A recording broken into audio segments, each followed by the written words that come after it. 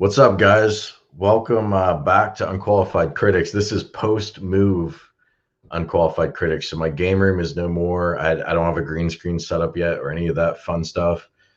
So I'm just here in my sloppy room behind me, and I was stuck in traffic. So, man, I raced to get here. So sorry I kept y'all waiting. 19K Fox is here for the first time. What's up, man? How you doing? Thanks for having me. I appreciate it. And yeah, trust me, your background is not that bad. I've seen worse. Yeah, it's pretty bad. But dude, I've got that same shirt too, so I'm glad I didn't wear it. But maybe that would be awkward. Cool yeah, if I did. Yeah, I don't know. Awkward. For sure. But hey, man, introduce yourself. I know a lot of people that are watching have seen you before. I'm sure of it. But let's hear from you.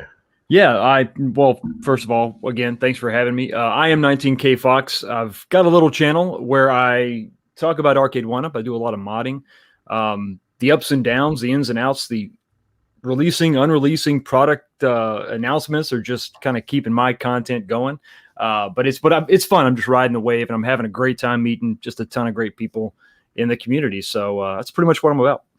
What's your favorite? And we'll get into, so on this stream, we'll get into just kind of, I wanted to talk about what I thought the state of the market was, without, I feel like that sounds really boring. And I don't know, maybe y'all can tell me in the chat if that's boring, but I feel like there's been some real turmoil in this market. Like 1UP launch created a market. Some new competitors came to the game over the last 2 years. And then I feel like things stabilized. But recently, I feel like there have been some mixing up. So we'll get into that. I think that's probably the main thing. But I just want to hear from you, like, what kind of videos do you like making the most? Is it the modding videos? Like, what really gets you excited? Is it the news stuff? Like, what are you most passionate about with all this home arcade stuff? It definitely is a mix for sure. When it comes to the modding videos, I love doing the modding. The videos are challenging because there's that deadline that you create for yourself. So you've got to get this thing sort of wrapped up in a certain amount of time. Maybe you can't finish something exactly the way you want to. Yeah. Where if it was just you, you would let it go for a month and it'd be fine. But you're thinking, man, I told them I was going to have this thing out, so I need to wrap this up. But the news with Arcade 1-Up specifically, it's so chaotic. It is actually fun, and that's a weird way of thinking about it, but it's not weird. That's the thing. Like, I complain about it a lot, but then I think, man, if they didn't do some of this goofball stuff, we would have significantly less to talk about. Like, we really would. That's no one says that out loud, but it's super true. I mean, if they ran a super clean ship, product releases on time. And actually, I would contrast that with iArcade. Like, iArcade has a really tight messaging. They have good messaging discipline, but they have good rapport with the community. But they're not that exciting to cover because they don't have the gaffes. Jong breaks his own news. When I get the embargo, it's, hey, you can't talk about it till Jong talks about it, which is cool. And I always respect that, of course. But it makes them less fun to cover because there's not as much. And maybe At Games is somewhere in the middle, but by Arcade 1-Up doing stuff that's a little goofball. I mean, I made a bunch of videos about pricing, and I know you've made a bunch of videos about the new stuff too. So absolutely. There's a silver lining there. It's the train wreck that everyone wants to look at. You can't quite turn away from it. And if there was definitely an upside, I guess there's that. But you have to admire iArcade for what some people would criticize them as a lack of games or AAA games. Yeah, they are so consistent with their messaging and they're so methodical about it. They are. And it is boring in a way, but then in another way, you can focus on what do we love about this product. Oh, I can't wait to see what they come out with next. There's not a lot of complaining about, the stuff we're complaining about with Arcade 1-Up. Yeah, and I always say if people complain, it means they care. So, like, the worst thing is total silence. And I don't think anyone in this market has total silence. Like, everyone's got their fans, and probably Arcade 1-Up has a little more heat on them right now than they probably would want. And it's certainly probably not optimal, but people care. But I think you're right. It's almost like iArcade runs such a tight ship that it's a little less exciting, but there's just not the stuff to complain about because, they're making the moves. There's actually some stuff I'd like to see from them, not seeing, but they're, I think, broadly speaking, making moves people want to see. And actually, so I have Zohar's comment on the screen because I think it's relevant. I did notice T2 may be taller, good catch. He's talking about one of your videos. So that's what we're talking about. Like, 1UP comes out with a product and then they don't really message it. So we're left to figure out, like, was it taller? Is it not? Oh, I noticed it's heavier. What's that? They don't come out and say, hey guys, guess what? It's taller and it's this. We have to sort of read between the lines, but it lets us do that and then report on it, which is fun. And in some ways it's even worse, where you look at it and all you should have to do, let's say there's no announcement, here it is, it's a leak, whatever. You should just scroll down, and then in the description, it tells you exactly what you're going to get for your money. That's obviously not the case. The latest, I forget which one it was. It was, I forget the cabinet, but they said the cabinet was 11 inches wide. That's ridiculous, you know? Right. And then it's just, I never even caught that. I don't know which one you're talking about, but it's slipping my mind. It's the one I just talked about. It wasn't T2, but in any event, it was just, you're trying to gauge. Oh, it was the Simpsons. They were saying the Simpsons 11-inch wide, 4-player cabinet. Nice. And I'm like, what is going on here? And of course, the other game, which I'm sure we'll get into in a minute, but it's just the complete. Everything is in disarray, and they can't even get a single listing on a website, even their own website, correct. So it's just, it really is chaotic. Well, let's talk about this NBA Jam real quick, because speaking of chaos. Mm-hmm. So I sometimes, the downside to covering them is a couple things. Number one, you know, you, any number of people in this community might report on something that the company said, and then it turns out the company was wrong, but we reported on what they said, and then it's wrong. Or it might be like when the NBA Jam Countercade dropped on Amazon, and as of at least last night, you couldn't order it yet, but the listing is live. It's just coming soon. Mm-hmm. I thought, man, did they message this and I missed it, or I forgot, or did they just completely not message an NBA Jam Countercade? And this is actually breaking news. And I sometimes can't keep it straight myself. Now, I know they were going to do 2-player Countercades, but do you remember if they talked about NBA Jam Countercade? Because I honestly can't keep track of it anymore. You would have to go back and watch one of our other videos that we did on the Randy's records, but I believe that the NBA Jam was listed as one of their 2-player Countercades. I believe. No, so. I don't even mean that in the leaks. I'm saying, did 1UP ever do anything? Oh no. Okay. As far as I know, 1UP hasn't acknowledged the existence of a 2-player, Countercade beyond that. The one-off they did, or whatever. Yeah. Well, they said back then they were going to do more 2-player Countercade. That was the last time. Right. Ralph talked to John D, I think, and that was, yes, we're going to do more 2-player. And apparently, this is what he's talking about. So we've got this, and we've got the TMNT, but I don't think we know the games list yet. I mean, I know there's stuff in the Amazon listing, but let's be real, those listings aren't always accurate. They come and go. It's all over the place. Some of them actually have on the options, it says game selection, menu, and that's something that people really focus on. Which, when you have a lack of data, or details, that's what you're going to go. You're going to focus on that. Yeah. Oh, maybe this is telling us we're going to have more games. I tend to think that this is going to be a single game unit, but I could be wrong. Yeah, bottom line is, I guess we don't know, and then people are even wondering what I have online. So Mike Hawk hurts. I always laugh every time you comment, man. It gets me every time. A joke's not funny. But a lot of people have been saying this. Now, I look at this and I assume it's going to be online, because why not? I guess the answer why not is they'd save $4 on the Wi-Fi antenna or whatever their price is. But I would think they would want as big an online community for that game as possible. And I would assume this is going to be $200. And but to your point, we don't know. And yeah, people can look at the listings, but how many times have the listings been wrong? Like when the 4-player, I'll tell you a story real quick. I don't think I mentioned this on any of my videos, but when X-Men, I think it was, that hit Target for the first time. Do you remember it came in at $5.99 at first? Oh yeah. There was that mad dash. So I had it in my cart and I checked out. So I had pre-ordered X-Men at $5.99, which I think is a somewhat fair price. Like, I'd like to see it. Not bad. Yeah, it's not bad. I'd like to see it at 500, but I could swallow 6 for a 4-player.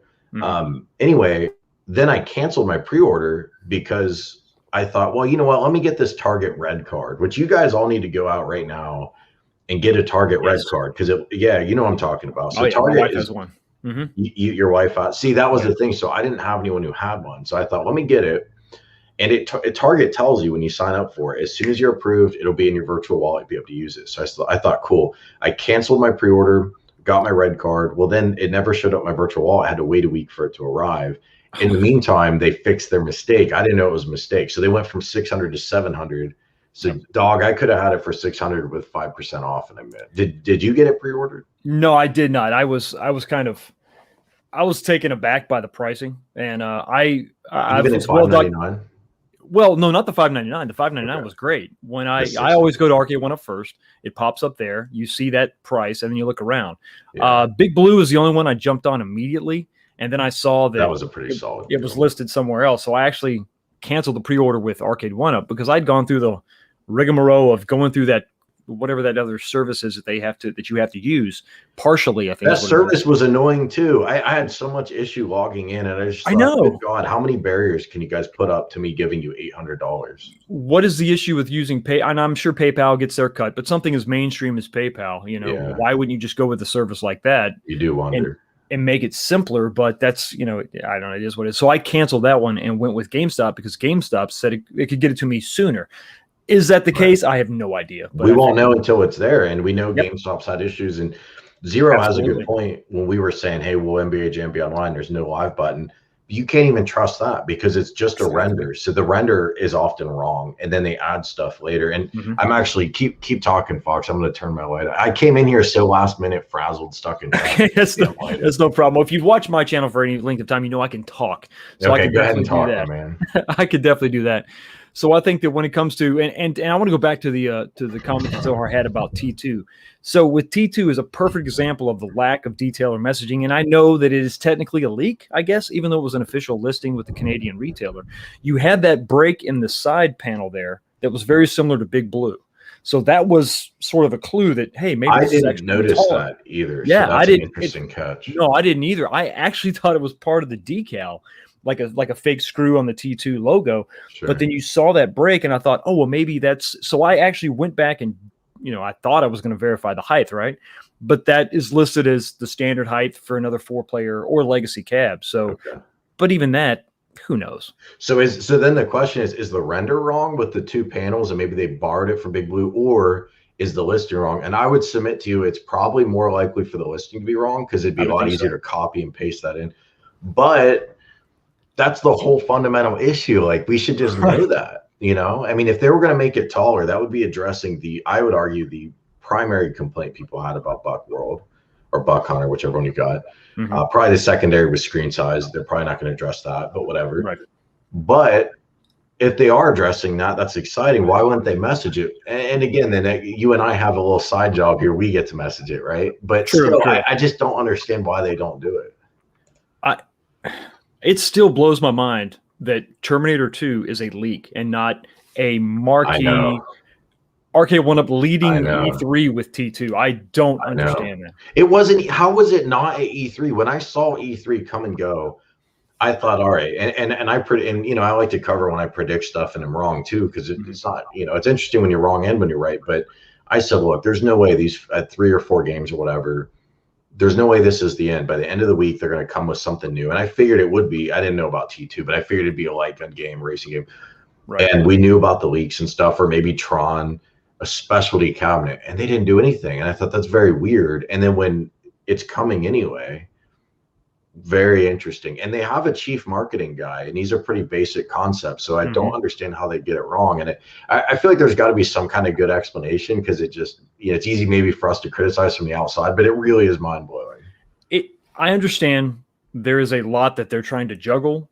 I think that they should really streamline their product line. We can talk about that later, but I get that. But when the chief marketing officer is on a YouTube channel and he doesn't know how many games are included on the Turtles in Time cabinet, which, considering the leak that we had in the Canadian listing where there were 4 additional games, now it's starting to come into picture that, and I'll talk about my theory later, but I've got a kind of a wild one involving the Simpsons and the Turtles in Time cabinet, and how all that confusion really makes sense when you think about the problems I think they're having with that Simpsons cabinet. Well, good. I want to hear, before you do that, let's look at what Zohar is saying, because I don't know if I share his concern. And then let's get into your theory. So you're saying Big Blue's $599, which for the record, I think is a reasonable price. You guys know my complaint. If it's a beat 'em up cabinet, for me, I'm not replacing those controls. I think the stock one up controls are actually fine. I'm not going to be a snob about it. If it's a fighting game cabinet, I probably want to do new controls. The controls I like are about $22 a stick or whatever. 600 plus, you're getting closer to 7, but it's a bigger cabinet. It's got a killer games list. It's Wi-Fi. I can live with that. So I think Big Blue's all right. The games list is fire, no complaints. if I don't get it, it'll only be because I already have cabinets with most of these games represented, and I still might get it because I think it looks dope. And some people think it looks dumb with it being too tall or whatever. I think it looks cool. And the bottom line is the original Big Blue was a lot taller than wide, so it's kind of okay. But then Zohar's worried not enough people buy, there won't be a big enough community. I don't share that concern. Like I don't play online a lot, and I think the only online cabinet I even have is NBA Jam. But there are always people on NBA Jam, or at least as of a couple months ago before I start packing stuff up at my house. Do you have any thoughts on that, though, online community at size, and if they're doing themselves any favors? And then we can get into your theory because I want to hear that. I think that when it comes to the fighting games, I've got both the X-Men versus Street Fighter, and then the crowning jewel I think that they've come up with the exception of Star Wars, is the Marvel versus Capcom cab. I have had issues in some of the danger rooms where there's no one there. Maybe the first danger room is full, but the second one isn't. When you consider the install base of that community, not just one cab but two, I would argue more popular. And weren't they only $3.99? Yeah. Well, currently at Walmart, you can get the X-Men versus Street Fighter for $3.99 still. Okay. I actually picked one up for $3. To sell. Yeah. I mean, it's a bargain when you consider what they're doing now. I picked one up for $3.50. I think there is a potential issue there because there's no other Street Fighter cab that's live, and only 4 of those games carry over to the other cabinets that are out there anyway. Yeah, so that's fair. My knee jerk is I think it'll be okay. There'll be enough there. But a year later, yeah, I don't know. He may be onto something. Maybe the NBA Jam audience is more spread out, more distributed across the 3 games a little more evenly. But I could even be wrong because it's been a fat minute since I played that online, and then I was so worried about packing up my game room and moving. Right. So I could even, if you guys know in the chat what's been good with the NBA Jam online audience, let us know. Yeah, I don't know. You might be right. I mean, it comes down to what is Arcade 1-Up's real goal. Like, I know our Arcade's goal. I don't know, you can agree with it or disagree with it, but you know what their goal is. Their goal is a large installed user base of people to then go buy their games for $12 each. And that's their goal, and it's crystal clear. And everything they do seemingly is in support of that very clear goal. And so they're very aligned. When I look at Arcade 1-Up, man, I don't know what their goal is. Like, I think for a few years, their goal was get a big, hit some big target number of cabinets, because they clearly make not a lot of, I know we talk about, well, they're greedy or whatever. I think it seems, my guess from the outside, they only have 30, 40 employees, just by being a $multi-hundred-million revenue company. They're clearly thin revenue, or thin profit margin. I think so. So they got to sell lots of units. Thin profit margin adds up to, have a nice company with 40 people and you're making good money. And Scott Backrack's a watch guy. Every time he's in a video, he's got a new expensive watch on. So he's making enough money to get some sweet watches. Good for him. What the hell is their end game? I really don't know. I'm starting to think they don't know either. I know they wanted to pace themselves with licenses, not blow their load too early and come out with some fire games, and then they have nothing left. And so they're trying to pace themselves, and that's a legitimate challenge. But is their goal to have a lot of great online cabs where people want to go and play an online community? I doubt it, because they don't monetize that. So why would they care? Is their goal to bring online multiplayer to games that historically were locked up in an arcade cabinet unless you emulated it? And so now you can play X-Men with your friend across country? I doubt it, because tons of their cabinets don't have online. Is their goal a really low price cabinet anyone could buy? No, because they're doing $700 stuff. I honestly just don't know what their business goal is. I don't even forget about worried about if they're greedy or not. I don't know what their business goal is anymore. I think we're all stammering to figure that out, because everybody think about the genre, or not the genre, but the swath of people that are going to buy their product at, let's say, $2.99. You've got the casual gamers. You got the person that has a very mild, maybe office or a little game room. You have the wide open modders who would love to have that as a base and then just go nuts with it. And then we begin to creep up, and now we've got these cabinets that are so expensive that I don't know anyone other than the enthusiast that's going to want to go for that. A crazy modder, or any modder really, doesn't want to start with a $700 cab to then go crazy and mod. Absolutely not. I don't get that. They're beautiful to look at. I'll just say that. I don't like the look of the Big Blue, but I think it's growing on me. I do love the games list, which is why I had to have it. Yeah, and I really want to check out that slanted control panel. Yes. Well, presuming that's a finalized feature of the product, but yeah, I think a lot of assumptions. I know slanted control panel has me excited too. Yeah. That could be really good. So I don't know. I think at this point now that they've grown to this mass, instead of upping the prices of your pinball machines by $250, Jesus, man. Of everything being overpriced, their pinball, what is it, $850 now? Yeah, $850. That, to me, that is arguably the worst. You could make an argument that Simpsons, if that's 700, I know we don't know yet, but if it's 700 plus 75, you could make an argument that's the worst because that's less replayability than pinball. But dude, $850 at pinball is nuts. I defended their pinball quite a bit. I know, well, because you were defending it at the price point, and it made a lot of sense. For $600, I felt like it was okay. At $850, for $600, I think Walmart had them for $550. Okay, it's a 24-inch monitor, it's 720p, but look at what you're getting for the price. Now we're up in at games territory, and there's just no competition there. Once you're at that price point, you're going for an enthusiast, and he knows that he's going to get a better deal with an at game. Yeah. And if you get high enough, you're talking about original hardware. And look, people will say, "Oh, I could spend this and get original." The price isn't the only reason you wouldn't get original. You might not want the maintenance. You might not want the parts hunting. You might not want the size and the weight. However, as arcade run-up get close to $1,000, even I started this hobby as a home arcade enthusiast. You got guys like Ralph that started as real arcade enthusiast. I was a kid and played those, and I got a little older. I skipped the hobby. And I came back for home. So I'm like a native home arcade guy. Even if I'm paying close to $1,000 for a home arcade, I'm starting to think, should I just get real hardware and then risk slipping when I move it down my steps and dying and whatever? Which you will die. That'll for sure happen. I had two full size that I absolutely loved. I had a Street Fighter that I just completely gutted. It was before the YouTube days. And I loved every second of that. I loved playing it, but it was just so insanely, ridiculously heavy. I threw a Pandora's box in it, eventually sold it.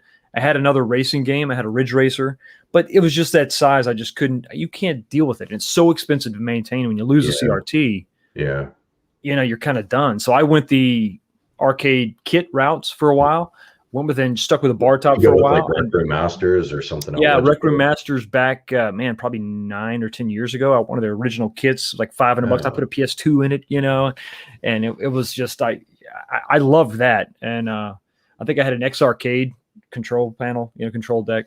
That was really fun. But I stuck with the bar top for a while, and then when these things started coming out, at first I was like, wow, this is kind of cool. And then they really came out with some of those 90s games, which I like the 80s stuff a lot, for if nothing else for what it was and how it sort of ushered in this new era. But the 90s is where I'm at. Yeah, I'm with you too, and I think a lot of it's because of my age. I mean, everyone's got their golden era, and I recognize the earlier games are broadly more replayable, in my opinion, but they're less exciting to look at.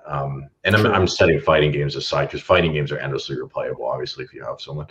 I want to actually, Endless asked this question. I do kind of want to talk about this. Any chance you two have ever played a small handheld? And I assume you're talking about like the Pow Kitty stuff. I'll give my take on it, and then I want to hear your take on it, Fox, because this is something where I have a strong opinion on it, but it's the rare time I have either I don't have a strong opinion or I do, but if I have a strong opinion, I rarely am worried like, man, am I missing something? And I'm wondering that about these handhelds. So I look at them and I honestly think they're stupid. And I'm open to being totally wrong on this. But when I see, and I know they're coming out with 4x3 screen Pow Kitties and similar, and they're doing that and they're out now, and I almost ordered one off AliExpress or whatever it's called.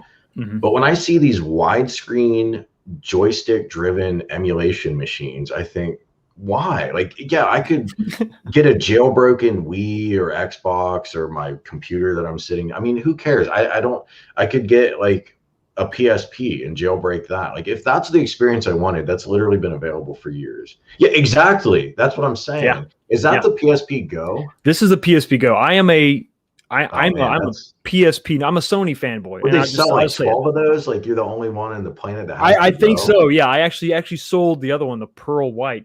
Yeah. This is all the models. I've got them. This is a perfect emulation tool. I mean, it really is for what I want to do, those 90s games. But it was it played the current PSP games. Right. I've got a 351P, the Amberneck. It's fine, but I'm kind of with you. It's like purpose-built handheld devices for arcade gaming, MAME, that kind of stuff. It's kind of cool if you've got maybe a certain game you want to play. Sure. But I'm not a big fan of them. So I have one that I bought just to check out, But this is my game way to do that. That's what I would have done if I wanted to go that route. I'd have bought a PSP or similar and rolled with it that way. So they get a lot of views on YouTube, and that was honestly what first brought me to it was, should I be covering this? And I thought, if I don't like the category and I buy it to review it, but it's not for me, like that's not going to be good content, because I'm like crap on like, oh, let me use my 3D joystick to navigate in a 2D game. Like it's just, but there are people that like it. There's an audience. The hardware is really cheap, and I know they've evolved quickly. The chipsets have gotten better. I'm sure the battery life and stuff. Yes. I kind of, so that's my answer on it. It sounds like we're kind of in the same place. I kind of think it's dumb. Yeah, I think if they have an HDMI out, if they have a video out, I could kind of see that, if you travel for work, let's say, I mean, I do, you want to take that with you, and then you can plug that into your hotel That's TV. why I got mini consoles with cases. I roll with those, brother. Yeah. And you can, I mean, if you really want to, I don't like play, so I've got 4 of the mini consoles, and I don't put like Sega games on my Nintendo or whatever, because I'm weird like that. But if I wanted to, I could. You could just run RetroArch on it and have whatever you want. So to me, that's what I would do. But yeah, there's a place for it. Also, Zohar's a question. What's your name? My name is David. There it is. It's that thing on YouTube. Like, you can't just go by your first name. You got to have some stupid abstract name like we all have. Oh yeah, they want to convince everybody they're a brand. Yeah, I'm not a brand. I'm just David, but I go by UC because I don't know. Yeah, I actually don't know why. I just do. I go by Fox. I was in the military, and so my last name has Fox in it, and so that everybody just sort of called me that, and then I rolled that into my YouTube name, and it's just like a nickname. So there you go. Yeah. All right. What the 19K? Is it a play off 20th Century Fox, or is it something else? That was my logo, but then of course when I became monetized, I had to really cut that short so I don't get hit by copyright flags. But 19K was my MOS in the Army, and then Fox is part of my last name, so I just kind of rolled that in together. And that was that name existed before I had a channel. It was just my name, Yeah. And I just kind of rolled with it and turned it into the 20th Century Fox thing because it just sort of made sense. And yeah, we all grew up with 20th Century Fox, man. I remember being a kid wondering what happens next century. What are they going to do? And Star Wars, when you heard that on the movies when they first came out, before Disney rolled it, before the dark times. I know, but I don't even want. Every time I talk about that, I get like 38 downvotes for no reason. So I don't. Hey, listen, if anybody likes the Disney Star Wars, like, I'm jealous of you because I wish I liked them. I didn't want to not like them. I just couldn't like them. Oh, anyway, let's go to talk about something else. I don't want. Well, let's get back on track. So State of Hallmark Kids. I gave my 10 cents about what I think. But what do you think with the different players? You talked about the pinball, man. Our kid went up pinball 850, which I think is more than the Legends Pinball Plus, right? Isn't that 750? It is. So it's $100 more, despite all the disparities. Where do you think we are a year from now, man? What do you think? One Up is still the king by far? Can at games grow? I have questions that they can grow, but I don't know. Will iArcade take over? I have questions about that too. But where do you think this is headed? What do you think the state is? I can see iArcade specifically, but even at games also, they're going to be like the console. So they're gonna come out with a console, a PlayStation 1, and they're going to establish like a thing to do for them. I think so. And then you establish that base, and you get you get the fans, and then you get your network going, and then, hey, now here comes the PS2, and it's an updated version, and it's obviously better hardware and all that, and that's how they continue to grow and evolve that way. With Arcade 1-Up, if they want to last more than a year or 2 or 5, they've got to streamline their product lines. You can't. It's too fragmented. We've got Projector-cades. While it's sort of a novelty, and maybe that's some of their appeal, I don't understand that at all. It doesn't make any sense to me. It's a little silly, and even the Countercades are kind of getting nuts. Well, let's dig in on Projector-cade real quick. Yeah, because in spirit, man, I'm with you. I think it's too much. They struggle to message their core products, so yes, kind of got to get that down first. But I don't know. I think they're partly at the whim of these retailers, man. I think the retailers. I suspect the Partycade push is these QVC type sites were all over it. They loved it. They put in orders. It's big money for 1-Up, and it kind of pulled them in that direction. The Projector-cade, when I first covered it, I thought it was pretty stupid. And then when I saw that they were going to sell replaceable control decks with custom controls, I have an impression, but I don't know if it's, I think it's just HDMI. I think I actually talked to them about it and they told me it was, but presuming it's just a standard non-proprietary video connector, you know, you could get a different projector if you wanted. You got your control panels. I still don't think I would buy it. Oh, and then it was the 4-way, 8-way swappable overlay. Yes. And I started thinking, you know, this is a pretty nice, like, it's almost like if you wanted to do a multi-cade, but kind of have a unique, because Arcade One-Up's always trying to be, that's one thing I'll give them a lot of credit for. They're always unique. They don't do the copycat stuff except for the god-awful HDMI consoles. Everybody who covered that on YouTube is positively hereby has been corrected. Those are trash. Right. But I thought the Projector-cade had that kind of productized Arcade One-Up twist to it where, yeah, it feels unique. It feels different. It's got a reason to buy it because of that custom control panel stuff. So I kind of came around to it, but it's still not for you. Is that what you're saying? I recognize, you know, swapping out the control panels is a good idea.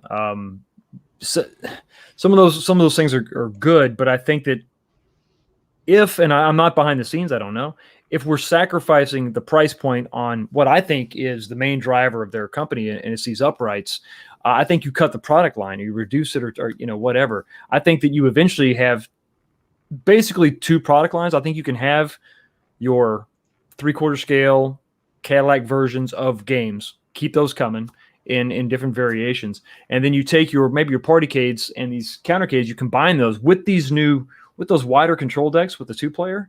Why isn't this a 12-inch screen? I mean, kind of meet in the middle, and then you also reduce some of the, you know, the parts that you're using. You know, you have a 12-inch line and you have the 17-inch line. Hopefully that will turn into eventually the 19-inch line. You know, so we have 12 and 17. You kind of get started. This is the crack cocaine that you buy brand new. We get you in, we get you hooked, and then you start buying the big boys. Well, how many screens? You bring up a good point. How many screens do they have now? Is the Countercade still a 7-inch? It's an 8. Okay, it's an 8-inch. Yep. And then the Partycade is 17, right? I don't know. I believe it might be. It might be 17. So I think, correct me if I'm wrong, I think they only have two screen sizes. So that would be correct then. So now we're just looking at physical, you know, makeup of the product. Well, look, I'm with you on the Countercades being, especially at this, what I assume will be 200 for I almost said 4-player Countercade, for the 2-player Countercade. Right. Ourselves. Yeah, I think the screen's too small for $200. I wouldn't probably buy. If I bought one, it would be a novelty, and I'd have to have a home bar, which hopefully in the new house I'll have that. But I wouldn't go out of my way to seek that product out, man. Now, if it had a 12-inch screen, then yeah, maybe so. Especially with the control deck sticking out so far, sure. you could definitely kind of do a wide body kit on that, right? And then widen that up, and it would just make, I think the 12-inch would just make so much more sense, especially when you're doing that horizontal configuration. Well, I mean, 100%. We know it's driven by cost, dude. Let's be real. Sure. And I'm with you. The 17 on the screen, I've kind of been a defender of that one too. But at the $300 to $400 price point, man, when we're talking 700, we know, at least if we can take Jong at his word, he reported a year ago, before price increases, whatever, he said the price difference between a 17 and I don't know if it was a 19 or 20. I think it was 20, was $20 a unit. So, okay, if you're selling at $400, you got to pay out Walmart, you got to do all this stuff. $20 probably a lot. But if you go up to $700 a unit, you're going to tell me you can't put an extra $20 behind that? I just don't believe it. If you want people to buy into this new price point, you've got to give them something that they're not getting before. That's where they're hitting a wall. And if anything, people look at this and say, oh, God, the $700 price point can't fly. Well, yeah, you'll sell fewer units, no doubt. There's just fewer people willing to spend it. But, and that's always will be true when you raise the price, but if the quality was there, I mean, people spend whatever they spend on the freaking 1/4 scale, like numbskulls that are super awesome looking, but you can't create an arcade out of that. They have, in my opinion, they have less value, but people will spend the money because the quality is crazy. Absolutely, and it's a direct representation of what we got in the arcades. Right. And if you're paying $800 to $900, so I know we're not quite at $800-900 yet, but if you get there, you need to have that direct representation. That's my opinion. No, I think so. I think you're gonna. There's the case to make for the upgraded controls. There's a case to make for the larger screen. It's and I still can't believe we're getting 2 and 3 games at this price point. That blows my mind. And that doesn't cost them. So I'm no expert on licensing. And Fox, if you got some knowledge, okay. No. All I know is there's at least one company in this space who tells me The way their licensing worked for their arcades, they pay the licensor an upfront huge bricks truck worth of money, and then they get that license. Now they can sell as much as they want. They're Yes. not paying per. So, and I don't know that that's Arcade 1-Up's deal. And so I'm just telling you guys, I could be way off base, but that's how at least one company does it. So if that's how Arcade 1-Up does it, then they're not paying more incrementally to give you more games. All they're really doing is making it a little harder for themselves to sell you another cabinet. Like you said, with Marvel versus Capcom and X-Men Street Fighter, there's a lot of overlap there. Big Blue has overlap or whatever. So the more games they give you, the harder it is for them to do another cabinet next year with a totally fresh games list. But the cat's already out of the bag on that anyway, is my point.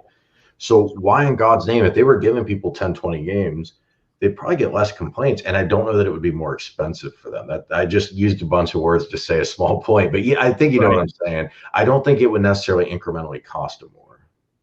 I don't see it. I don't see how that would be the big issue. I think that it's when you talk about rights to movie studios to make a movie on a certain property, they have to be in production of a movie to retain those rights.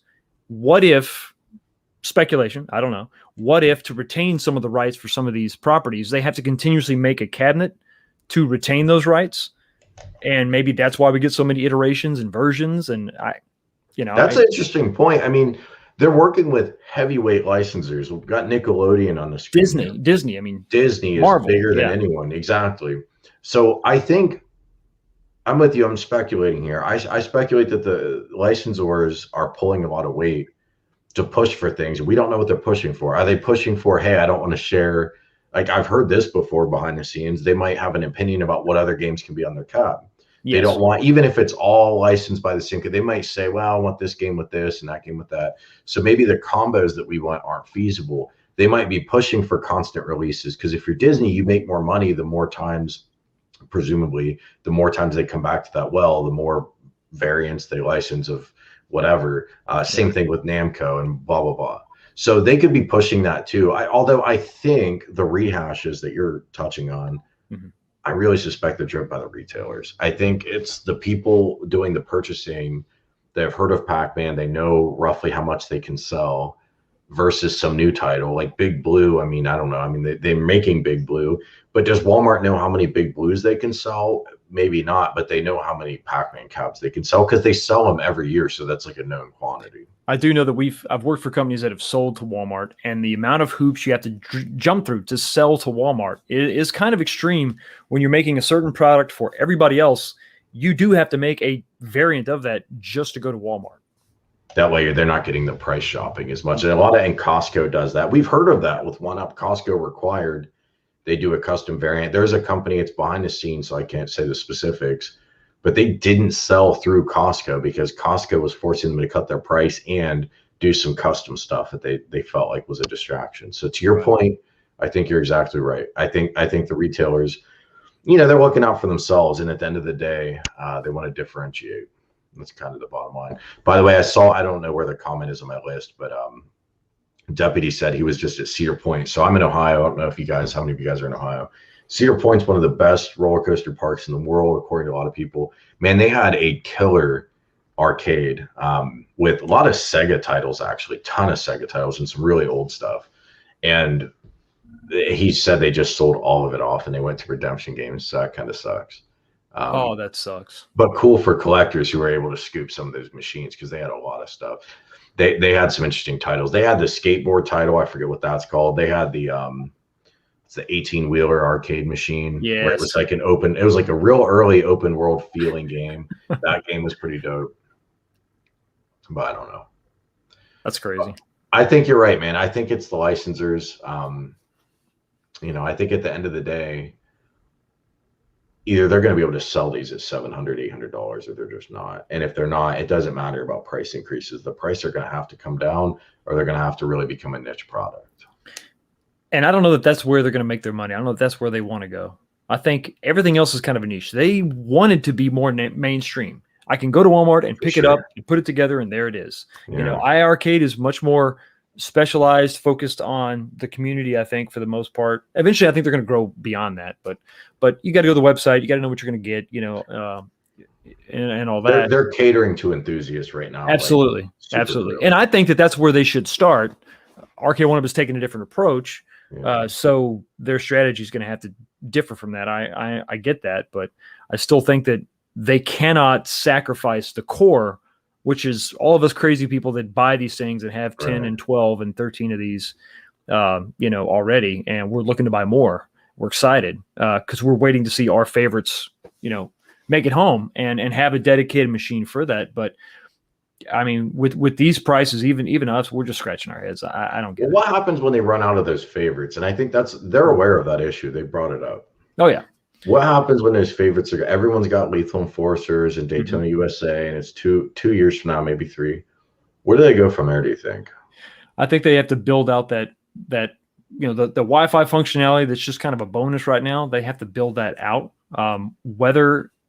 We see products be extended with DLC all the time. You can have variants of a cab. You've got to bring something new to it, though. You've got to have a true generational stepping point. We had Gen 1. Gen 2 was kind of we could see some differences. Gen 3 was the big jump, right? So yes, Gen 3 was there, and their high point in some and ways. it was awesome. We had the dual speakers up top where they should have been from the whole time. The only thing we didn't have were custom side panel shapes. We had everything else, unless you count Burger Time, which I kind of don't because it was a limited release. It was kind of, and there again, we have some of these really cool products that come out, then everybody gets pumped, and then they're gone immediately. So I know if they're so rare, I mean, you're disappointing a lot of people that maybe saw it at a Walmart and they're like, "Wow, that's cool, but I don't really like that." And then they go to the website and they see Burger Time, like, "Oh, wow, I'd love to have that." It's impossible to find. It's the retail. So I don't know if we can blame One Up for that. I would. Again, man, I'm speculating. I really would bet Walmart would look at Burger Time. What the hell's a Burger Time? Like anyone who spent any time in arcade knows what it is. It's not a super rare title or anything, but yes, to your point, they should have been more freely available. And I would like to think now that One Up's been around, sold a couple million cabinets. I would like to think purchasers, buyers at Walmart would listen to them a little more and be guided a little bit about what would be good. Because as much as we want to dog on One Up for not knowing games, or some of their people maybe don't, or whatever, they have to know 10 times better the arcade game landscape than Walmart purchasers. Right? There's just no I think like the gateway drug we talked about with the Countercades, if you see the brand in a Walmart, that's going to drive people to the website, which I think was Arcade One Up's point to begin with. And maybe if they just shuffled the legacies out to a Walmart, major retailer, but the point is, hey, come to our website and see the other stuff. Yeah. And if you went to the website and everything was, a deck protector for my TMNT cab, still can't get it. I know. And it's just, and things like that are just, they're just. And I'll tell you what, Fox, when you talk about, hey, I want that deck protector, I want that whatever. Mm-hmm. Oh, and by the way, hey guys, I know we haven't sold you your parts that you need, but the new cabinet's 700, 800. I should stop saying 800 because they're not that high yet, but let's say 700. Right. Do you really want to buy that and think, oh my God, if I break my deck protector or my PCB dies, right now what do you do? I mean, deck protector is one thing, joystick's one thing, but your PCB is irreplaceable. You cannot recreate that. It has to come from Arcade One Up. And if they won't sell you that part, do you really want to spend $700? To me, that's a big issue. It's huge. I mean, we talk about, I want to be able to trust this brand, and if it's a trusted brand, and I can spend $500 or $600 on something and know that I'm going to be able to get just the basic stuff. I don't need to buy everything, but PCB, the deck protector, I screwed up, I over tightened, no big deal. Here's another one. But I'll just go pick one up. I'll spend the money. A lit marquee, I'll buy those upgrades. But if they're not even available, it's like, what are we doing? Right. And so to your point about bringing them to the website, when Arcade One Up started, they kind of dragged their feet on doing website transactions because they, as a company, their DNA was super clearly in merchandising and selling through retailers. They did nothing direct to consumer. They just weren't that kind of company. And over time, to their credit, they built that out a lot. Mm-hmm. But also you could say, God, it's a Shopify site, for Christ's sake. Now I know the distribution stuff's really the hard part, but whatever. Right. Over time, they built that up. But I think their lack of available inventory of those parts, it bothered a lot of people. I feel like I've seen hundreds of comments over the last year of people saying it's not all the time, but there's this steady drumbeat of frustration that I can't get the parts. And I'm with you. I think they raised the stakes a little bit. And I think they would be smart to get people to their website. I think when you build your brand around other people's brand, which is what One Up has done, I think it's tough. I think it's tough to break through that noise.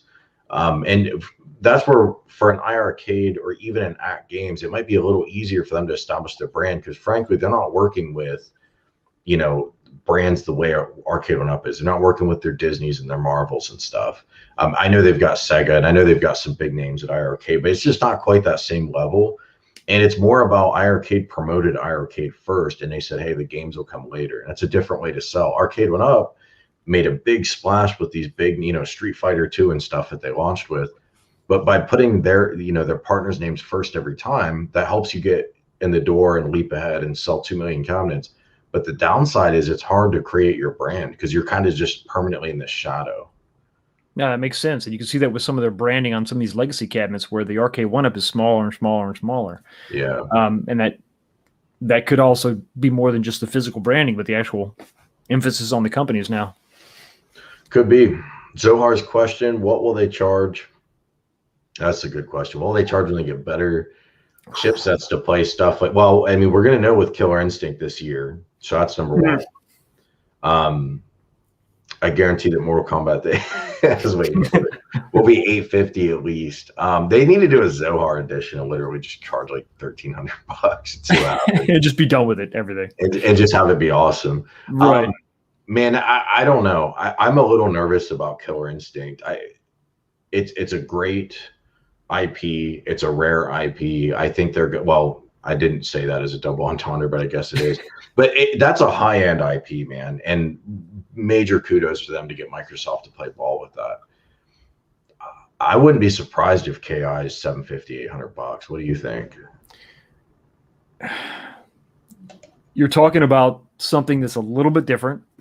It is hard to emulate and get it right.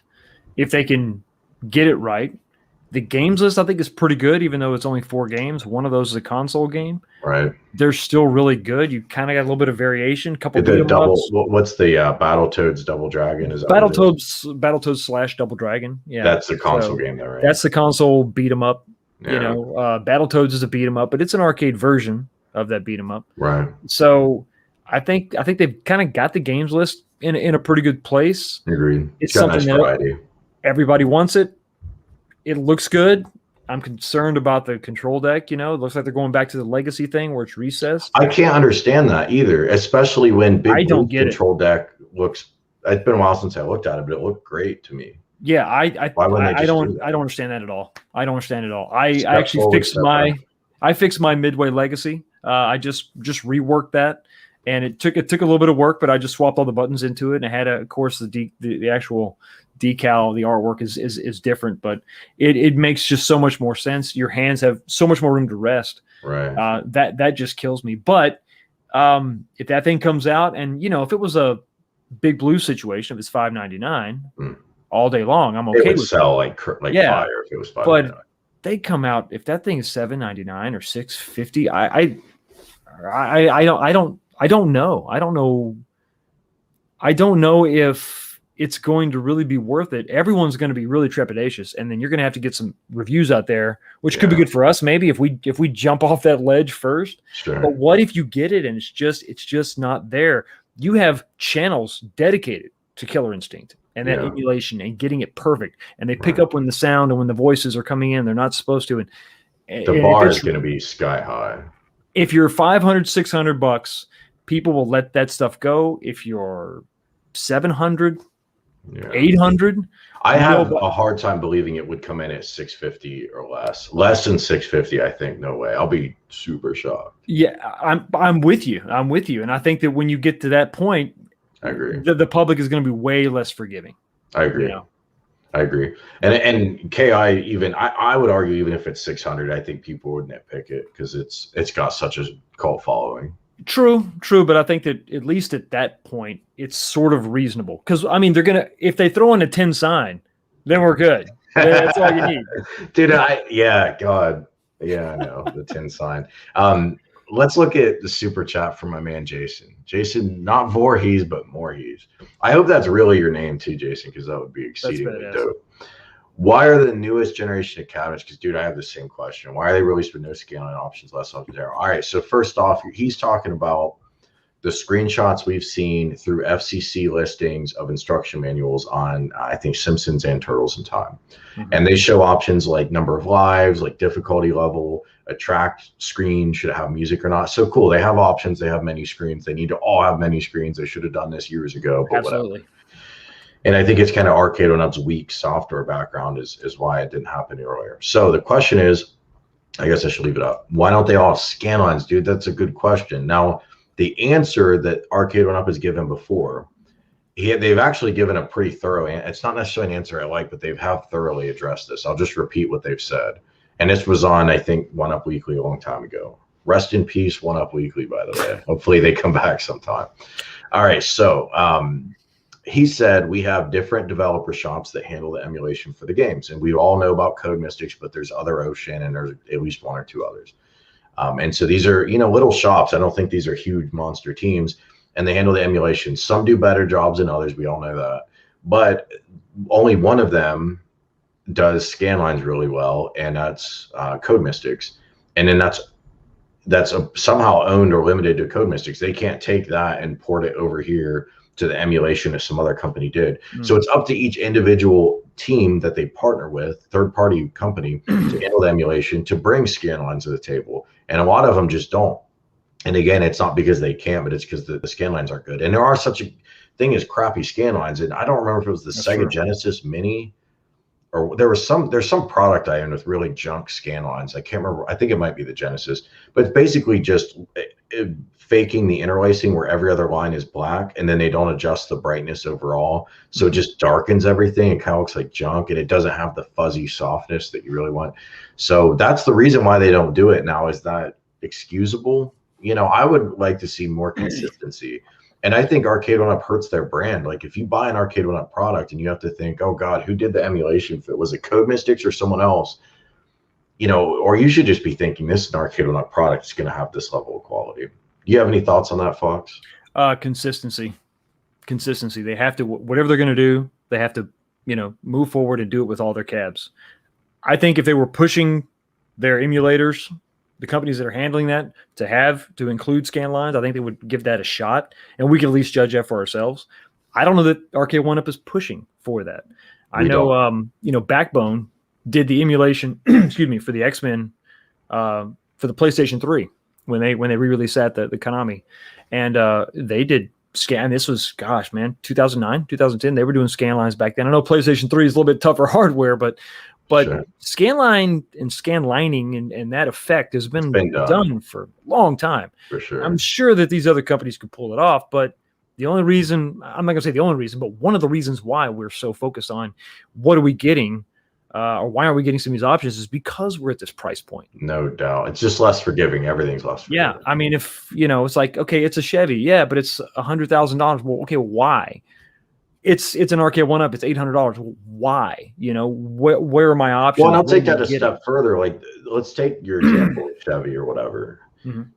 They have plants in different parts of the world. Like, I like BMWs. Now, I don't have like the big super baller BMWs. There are affordable low-end BMWs out there, so let's put that out there. But they have cars that are made in North Carolina. They have cars that are made in Germany and wherever. I don't know where all their factories are, but they're all over the place. But you don't buy it and you're like, oh God, this rolled out of their Spartanburg plant. You guys know when it comes from Spartanburg, the freaking wheels fall off. Like they have to enforce a standard. And I think I agree. If you're Arcade 1-Up, you want to build this big old brand that supersedes your IPs, that supersedes your individual developer partners, and you are Arcade 1-Up, you got to have a certain base level of quality. Now, I will say, I do think that base level quality's gotten better. The first and second gen, there were huge issues with the software. Yes, it's gotten a lot better. So to their point, I mean, if they were here, they would say, hey, well, how's it gotten better? What are you talking about? I think that they have improved. And I think actually some of that is some of my frustrations. We've seen them make those generational improvements to get to the point where third gen, man, it was like, it's weird, but that was like the heyday. If they would have stopped there, Yeah. and like use that template for everything. Like I love that they did the custom side panels, and I guess Star Wars Behind You or Burger Time was the first. I can't remember which one was Maybe it first. was Burger Time, I think. But yeah, Yeah, maybe Star you're Wars, right. of course, they knocked it out of the park. But those are almost one-offs. Their standard shape was Exactly. fine. Was fine. It was Everybody was fine. happy with it. I think we Yeah. were excited to see the custom shape. But yes, if they would have stopped there, man, it's the regression. It's what we're talking about. Will Yes. Killer Instinct have the stupid wings on the side that, someone, I won't say someone should be fired for stuff like that because I never want to talk about someone's livelihood, but someone should be reprimanded for those wings. Like, honestly, just I don't understand the wings. I really do not understand the control panel, and just the fact that they brought that.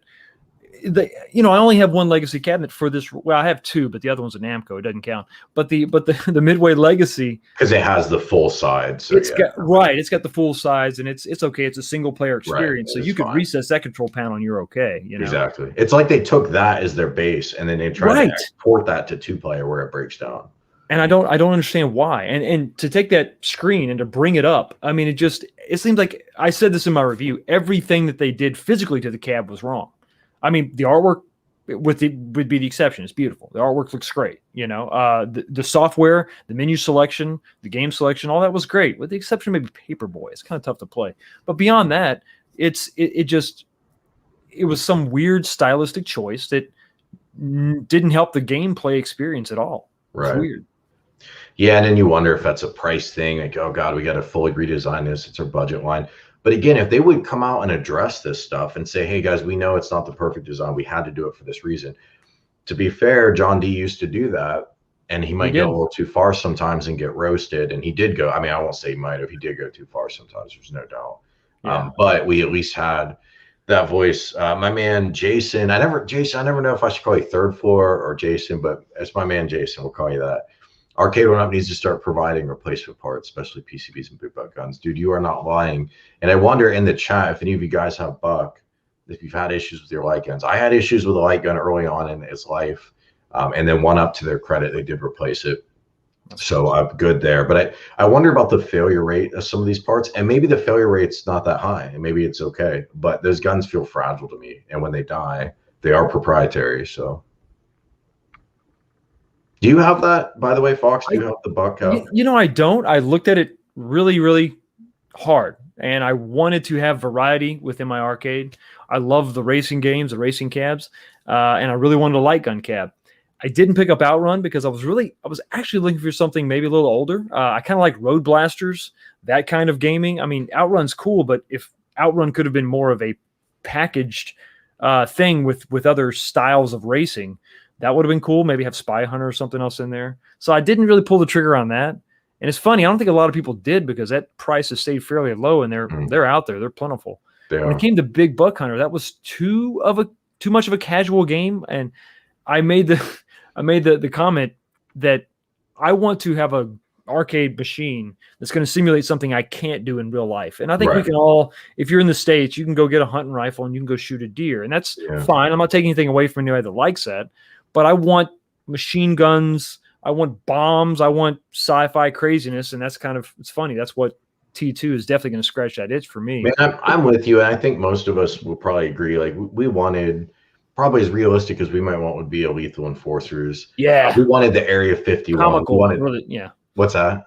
No, that's almost comical reality, the Lethal. Yeah, I know, dude. I love that game. I hope the over the top, like the reactions and stuff. The sound effects that I haven't heard in 20 years, but I can still hear in my head. House of the Dead and all that. Yes, but man, dude, Buck has fantastic replay value because you can't do everything perfect in it. It's a very challenging game, and so it's very fun to replay. But I'm with you, though. I mean, that's not what the heart of arcade gaming is about by any means. But do you feel that the accuracy is there with the Big Buck cabinet? Yeah, I'm trying to remember. I feel like that was one I reviewed where I disagreed with some of the other reviewers, but maybe I'm mixing things up. But I feel like everyone was saying, "Oh my God, it's accuracy." Most Sinden is impressive and it pioneered, but I mean, I could hold it as still as I could be. I could have the gun resting on something, and I could move. It's like a bunch. It's like a tiny. Your reticle would move, yeah.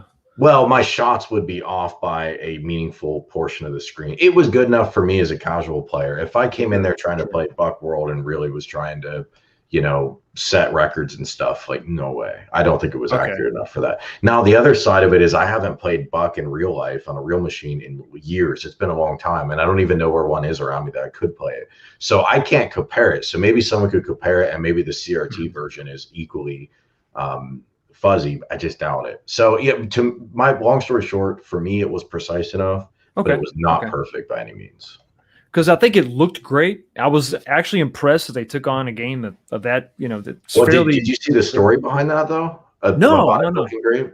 No. So when they first designed the prototype, it just looked like a generic one-up, and it was, God, you guys are gonna kill me. What's the name of the company behind it? Raw Thrills, but there's it's another. They're like sister companies. I can't think of the licensor for. I can't either. So yeah. You guys will tell us in the chat. But anyway, they personally got involved and said, we need this to look more closely like the original. That's at least the story I was told. Wow. I was in these rooms, but that's what I was told. And by the way, Jason, you were 1,000% right. It did need to be taller, and it did need a bigger screen. And there's just no one can argue that. Like, it for sure needed it. It was an oversight. I felt like for $500 it was good enough. And like you said, Fox, the shape of the cabinet, the speaker placement, that big old, I think 4-inch speaker with the grill. Was awesome. It was great, just like the original. Yeah, and that's what you want. That's sort of to simulate what you could only experience in the arcades. Exactly. And I think that they hit it out of the park. I really don't have a problem with Big Buck. I think I just did. For me, I just didn't want to pull the trigger on it. No pun intended. I'm with you, man. I don't blame you. So Superless got a good question. Why are we stuck in the 90s? We have Buck Hunter, a modern game. Are you telling me Big Buck is less demanding? Yeah, it's got to be more demanding than MVC2, but I'm not super tech guy. I don't know, but it's got to be. I mean, it's 3D. So the story behind Buck was they actually, at least this is what I've heard. You guys can tell me again in the comments. They rebuilt the game, like they ported it to this chipset and to the operating system Arcade 1-Up uses. So it's like a recreation of the game. That's how it was explained to me, and that was how they were able to get it to work. Rather than, I guess, recreate it instead of ported it. They didn't just emulate it. They actually recreated the game. Do they want to do that for every game? Is it worth it? I don't know. My theory on MVC2 is they want to just stretch out that horizon. Like, yeah, maybe it's a little bit about performance. I think MVC2 uses a different arcade board than MVC1, but yeah, CPS3. Yeah, so exactly. And they haven't I don't think they've done a single CPS3 game yet, have they? Not yet, no. I'm dying for that. I mean, that's I would MVC2 specifically. They that, but like Red Earth, something that never really got even like a console release. Most people haven't, and it's just one of those. The list for CPS3 games is like, I think there's like 5 or 6 or 7. It's really limited. Yeah, it's weird because then the CPS2, its lifespan ended up being way longer than they way longer. Yeah, and you can my PSP is rocking a great CPS2 emulator, and you can emulate those things pretty simple. If we're talking about longevity with Arcade 1-Up, go after those games. Well, Alien versus Predator is another one that I am a gigantic, huge fan. I made one personally. It was my latest project. It just wrapped up. I love it. It plays fine on the Legends Ultimate chipset. Why wouldn't you go for specific games, target specific games that never got that home console release, really weren't widely available in some kind of, I can't remember buying a compilation disc for a PlayStation 3 or even PS4 where you could even get some of these weird titles, make arcade machines based on those, and get a truly unique experience with something that was really just probably an oversight. Fox, that comes back to what's their goal, man, because if their goal is to recreate arcades, including the nichier stuff, we know that they're not going to sell a cabinet around these obscure titles. Okay.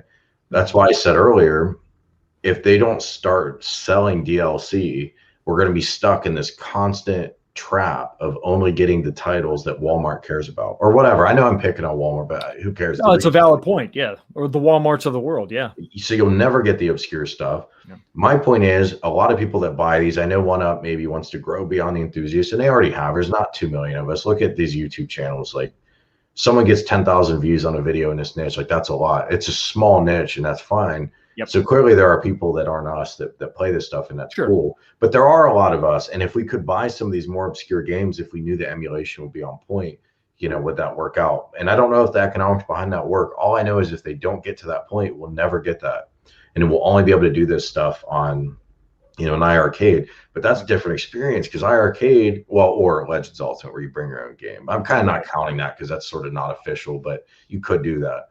The iArcade, though, isn't really a good nostalgia type experience. But do you want to talk on that? Do you have an iArcade? Do you have an opinion on them? Not yet, but I'm gonna get one. I mean, I've got some work to do over on the arcade, but I want one because of where I think they can go and they can grow. And if you're, if this was the PlayStation 1 of their generation, I'd love to see what happens next. But I think that they have a future where Arcade 1-Up may not. And look at what they're just specifically iArcade for just a second. Yeah. Have you checked out their games list? How much are people paying for games? I mean, some of them are $3, some of them are freaking $20. It's honestly, so I came out and said, hey guys, I think if you had an arcade game marketplace, this was pre-iArcade, I think you could spend, say, $10, $15, and people thought I was crazy. And then I wondered, maybe I am crazy. iArcade even surprised me with how much they're able to charge per title. Think I floated this idea a while back in sort of response to the iArcade conversation.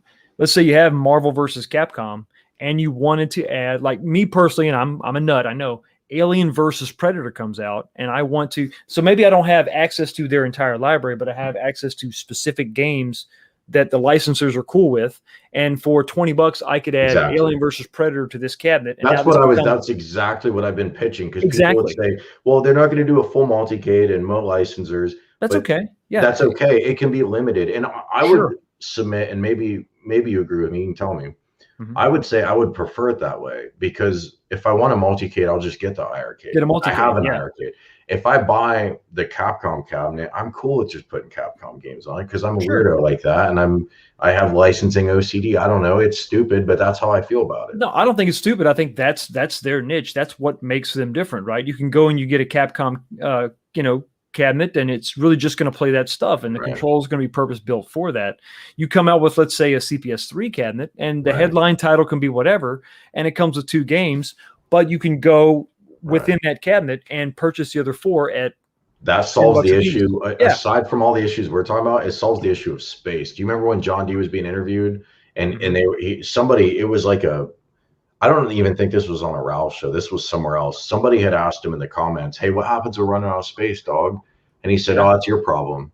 And dude, that was, and I know people were worried about John for other stuff he said. To me, that was the thing that made my jaw drop. And I couldn't believe nobody on that panel was like, John, what the hell are you talking about? That's his problem. I mean, you're the one selling the product. How's it his price? You're talking smack and you're having fun. You're kicking back, and maybe there was alcohol involved. I don't know, but that's never something you ever want to say. But bottom line, it's John's problem. It's Arcade 1-Up's problem, and they have to solve it, because we will run out of space. And what you just described, that sort of mini game store, that solves the issue. I think so. I think, especially when we're talking about specific control schemes, if you look at the yoke on the Star Wars, I think. And I mentioned Road Blasters before. I think that was sort of a similar control scheme with that. Who did Road Blasters, though? Was that Atari?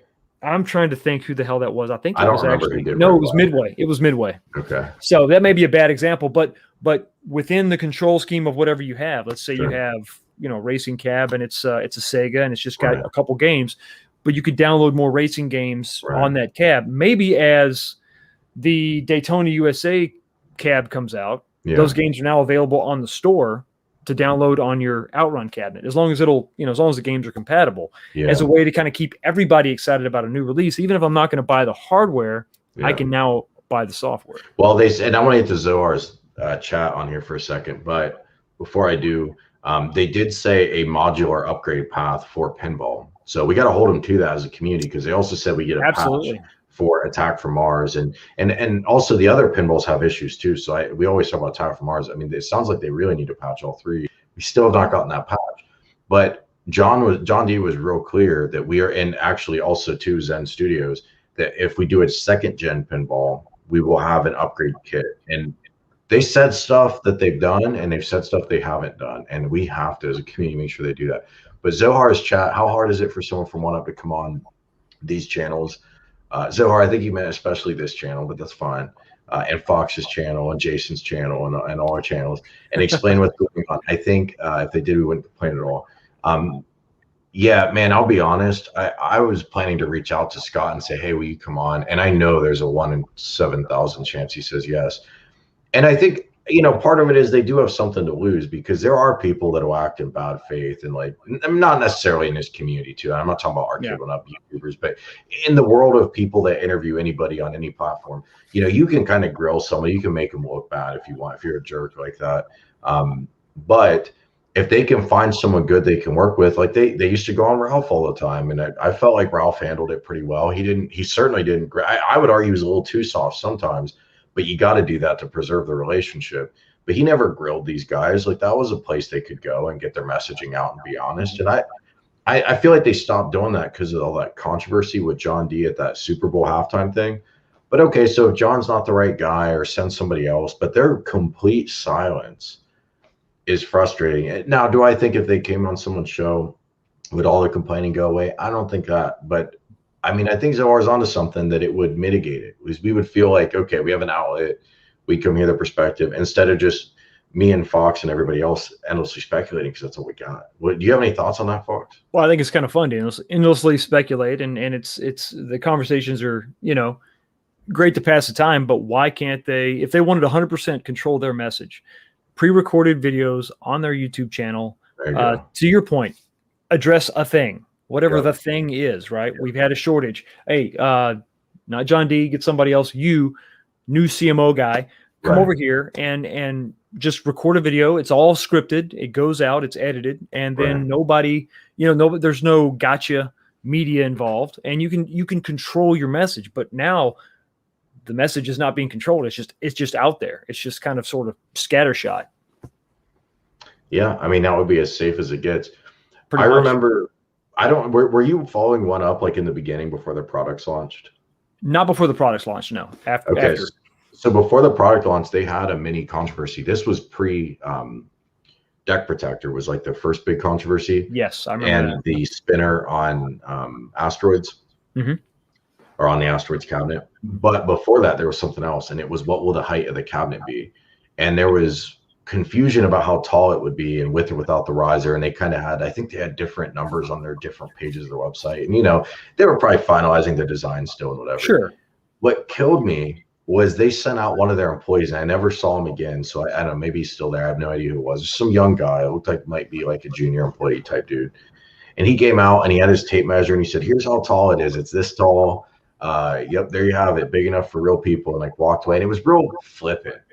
And I just thought, people just have a question about what they're getting. It's a new category.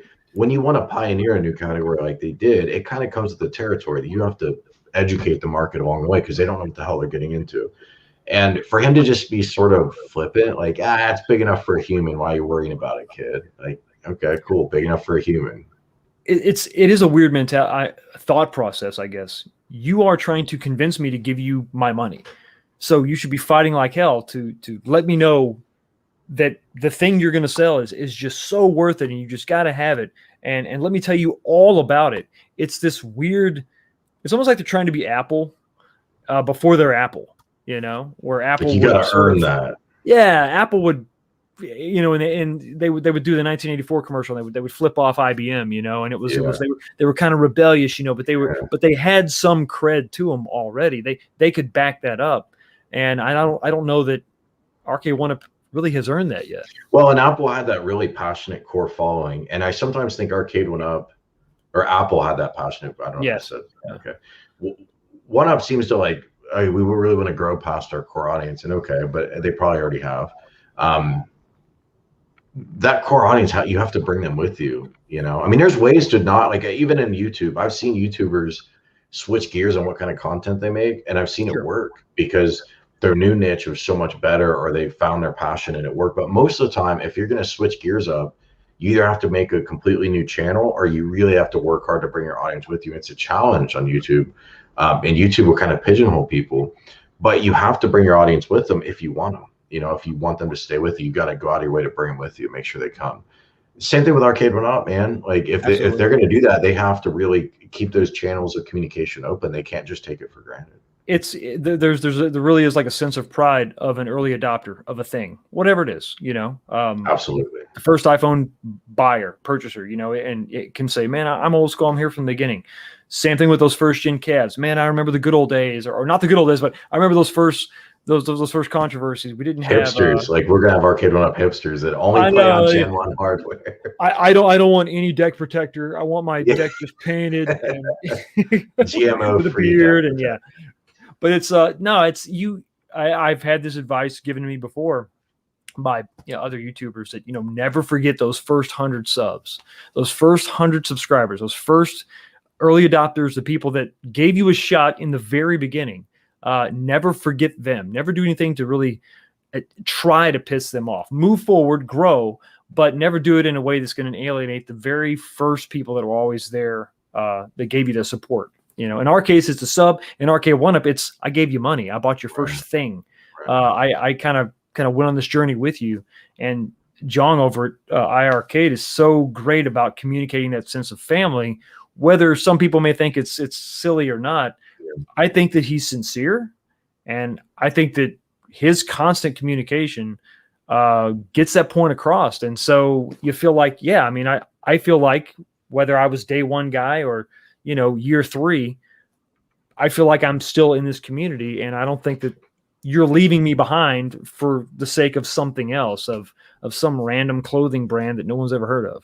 Yeah, it's a fair point. I mean, I wasn't offended by the clothing brand stuff, but some people were, and if that's how you feel, that's how you feel.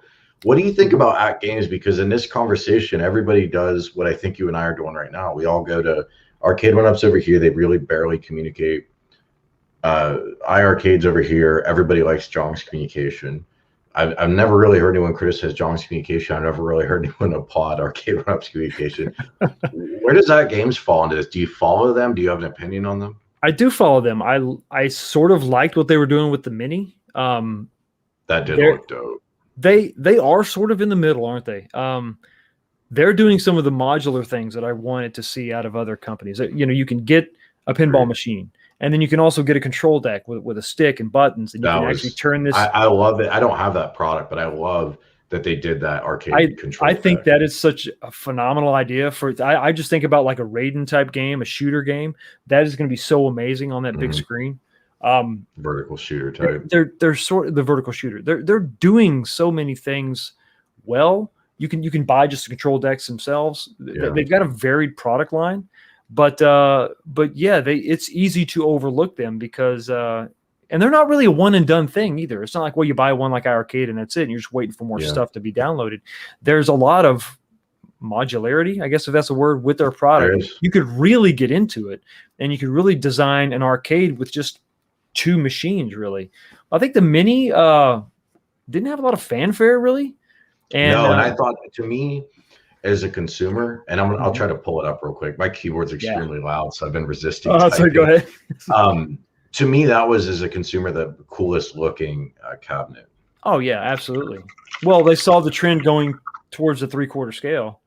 I mean, they'd be foolish not to jump on it, and I think that they, for the most part, it did. I'm not a big Tetris guy. I mean, I like the Tetris the game, but wasn't real big on the styling of the the decals. But I think that the form factor made a hell of a lot of sense.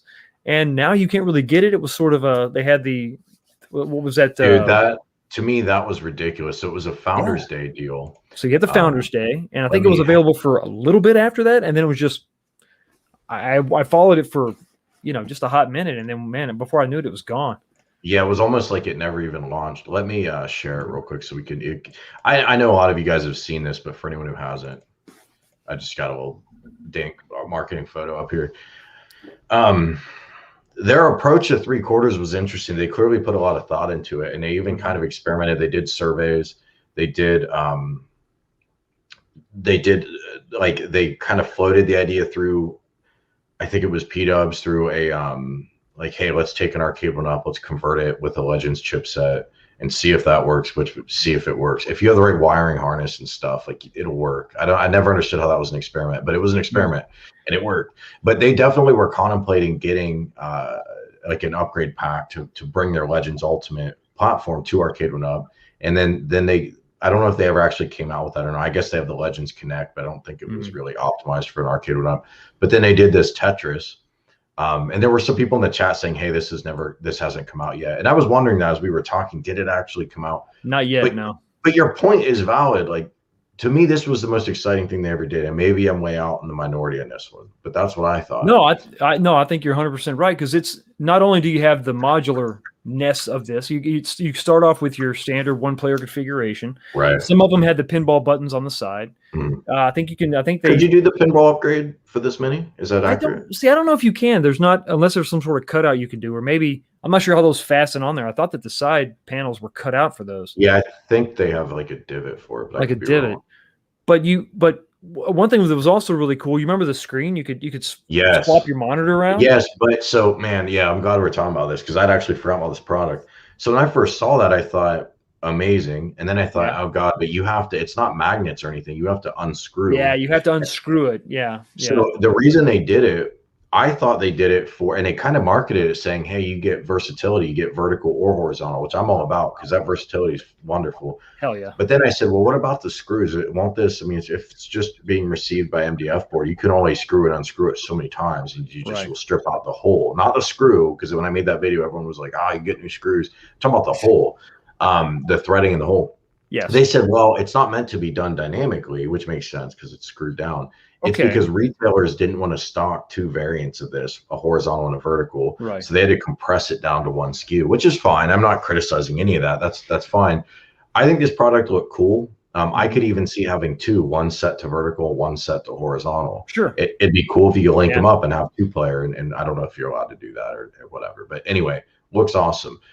But I think the Tetris design was National Owners Day only. Like, why would you take it? I know it's cool to say, our most loyal fans, but that's antiviral. You're saying, hey guys, we designed something awesome finally. I'm not a fan. I think most of their products are ugly, if I'm being honest. I don't think this is ugly. And then they said only our owners can buy it. If I'm wrong, guys, and this was open to everyone, please correct me in the comments, because this has been a long time since I think it was open to everyone briefly after, but it's, to your point. I mean, this is just, this kind of took it directly to that 3/4 scale competition. Also noting that there's no riser. It's just, I think maybe you have to, the top part, you have to sort of connect to the base, but, and there's things you can do with that screen rotation to make that a little more dynamic. You could have T-nuts where it's metal threads and a bolt instead of a screw into wood. You could definitely do that. So I would love to have seen maybe a different iteration of this. Of course, we still haven't seen, I guess, this in the wild. So it could be maybe not as cumbersome as we're thinking, and then maybe a Gen 2 of this could be the wood is cut so where you can physically rotate this thing, where there's like a mechanism. Which would be amazing. I mean, that would be so awesome. And then you have people that are in an apartment, don't have the room for this, but they like the 3/4 size. Right. Now you have something where they can just, maybe they have a couple control panels and they can they can rotate their screen with a simple, maybe a couple latches or something, and you rotate it and you put it back. I mean, that would be a game changer. It really would. But these things just sort of happen quietly at games and go away. Exactly. So that's my point. So people are correcting me in the comments, and I don't have this up to fact check. So I'm gonna believe you guys on this one, saying, hey, anyone can buy this. It wasn't just National Owners Day, which cool. Then I retract what I said. But it does say right here, special offer, limited edition. Like, clearly this is not mass market. Maybe they'll do mass market without the Tetris, but why? You already have the Tetris brand. Nobody else has done a Tetris arcade. And it's kind of weird in that it's the most iconic, but also not super hype and desirable, but whatever. Cool looking product. Yeah, I think you just hit the nail on the head. All these details aside, they have no marketing. They have interesting products, and their version of marketing is let's provide a lot of value. And early on with Tesla, like, that worked for Tesla.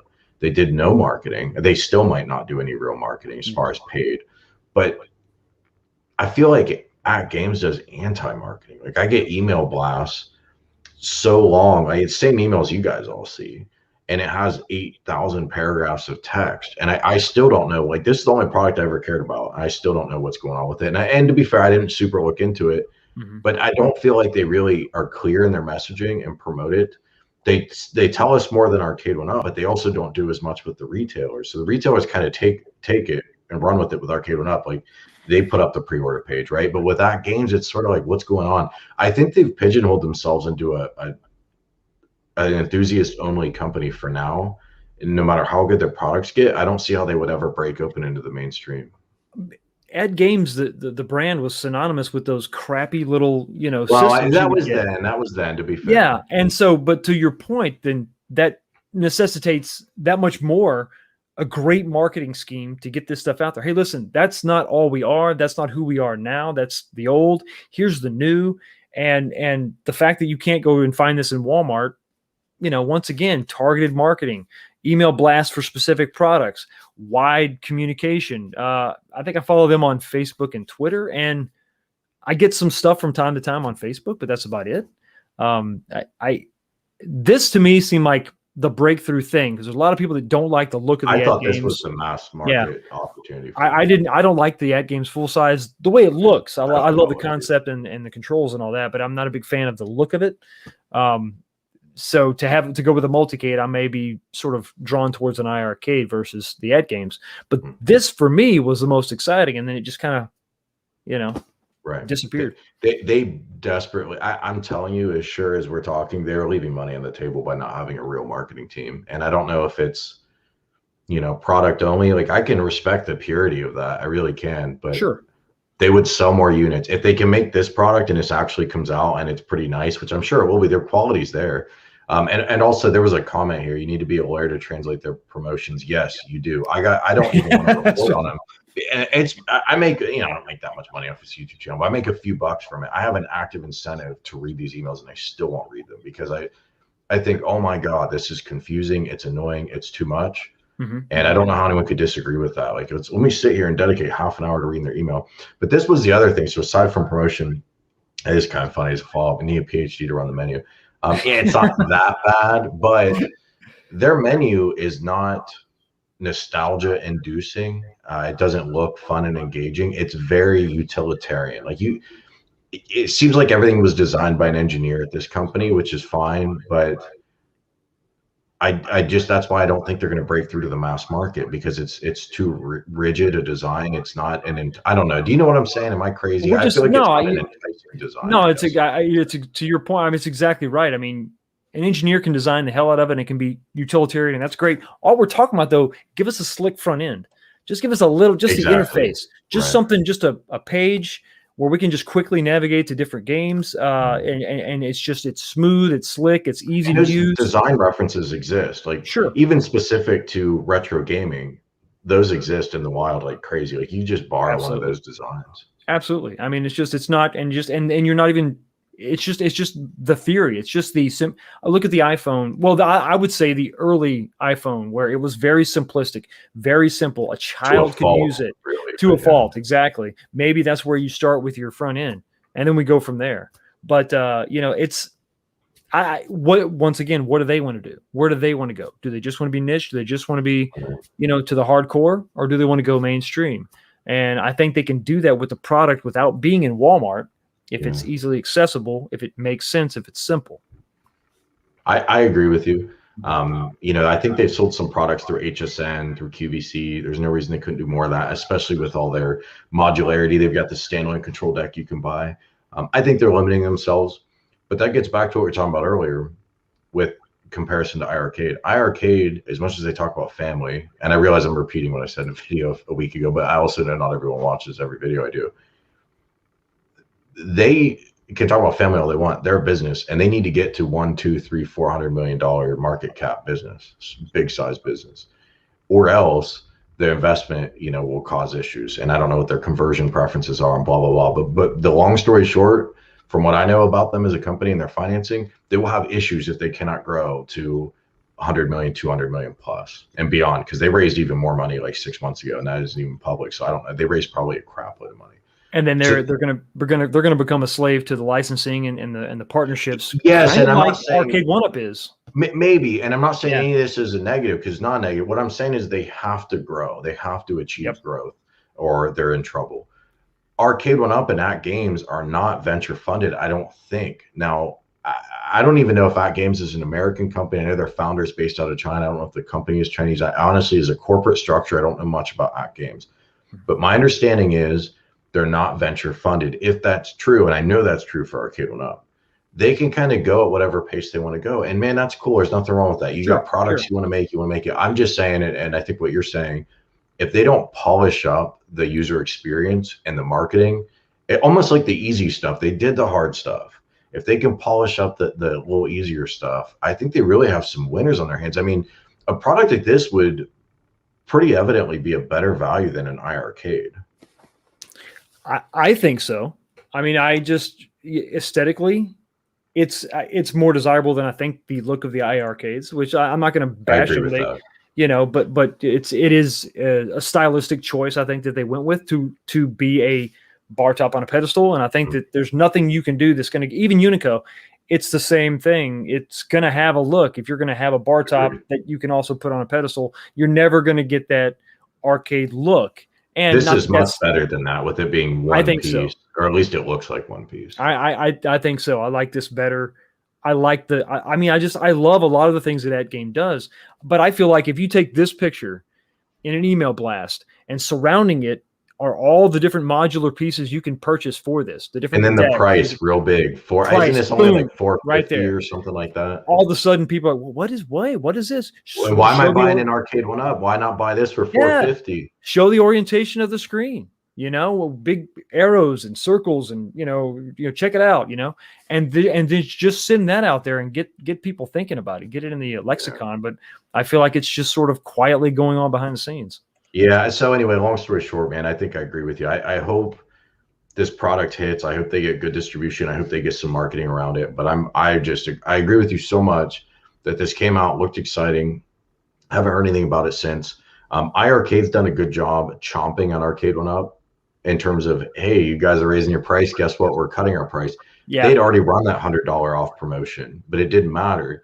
They were there at the right time to say, oh, we're doing $100 off. Even though they'd been doing it for a little while before, they extended it. They did free shipping. And I mean, look how excited the community got. At Games could have done the same thing. They could have said, oh, why would you pay $700 for X-Men? I mean, that's 4-player. It's maybe a bad example, but Big Blue, whatever. But still, yeah. Buy this for $450 or whatever this Owners Day, even that National Owners Day nod, like, God, even that is cringe. But if they could sell this, you know, they would move crazy number of units, and there are a lot of disaffected 1UP buyers that would jump on it, I think. There's a huge groundswell of people that are just so disappointed with Arcade 1UP, and they're just pissed off. They're fired up. So yeah, I think that there's a lot of hate buyers out there. I mean, just out of spite, they're going to purchase something else. Yeah, kind of like hate watching stuff on YouTube. Exactly, like hate buying. Yeah, and I agree with what Zohar's saying here to get to Naomi's stuff on the iArcade, and I would assume it's coming, and I would also assume they're at this point probably a lower end smartphone chipset. Now it's been a year and a half on arcade. I would assume they should be able to emulate Naomi on that. I would think. I would think so. And I would think it's coming. I mean, they have a relationship with Sega, but they probably need to grow a little bit to get those really exciting licenses. I'm just speculating, but I think that's what they're waiting for, or that's what they need, that breakthrough title, something to really get. And they're plugging away and they're doing well, but they need something. What would be a breakthrough title for you? Well, first off, start with not just a Sega game, but Sega marketing. You know, do what Nintendo don't. Come out with something that Arcade 1UP cannot run. Do what 1UP don't.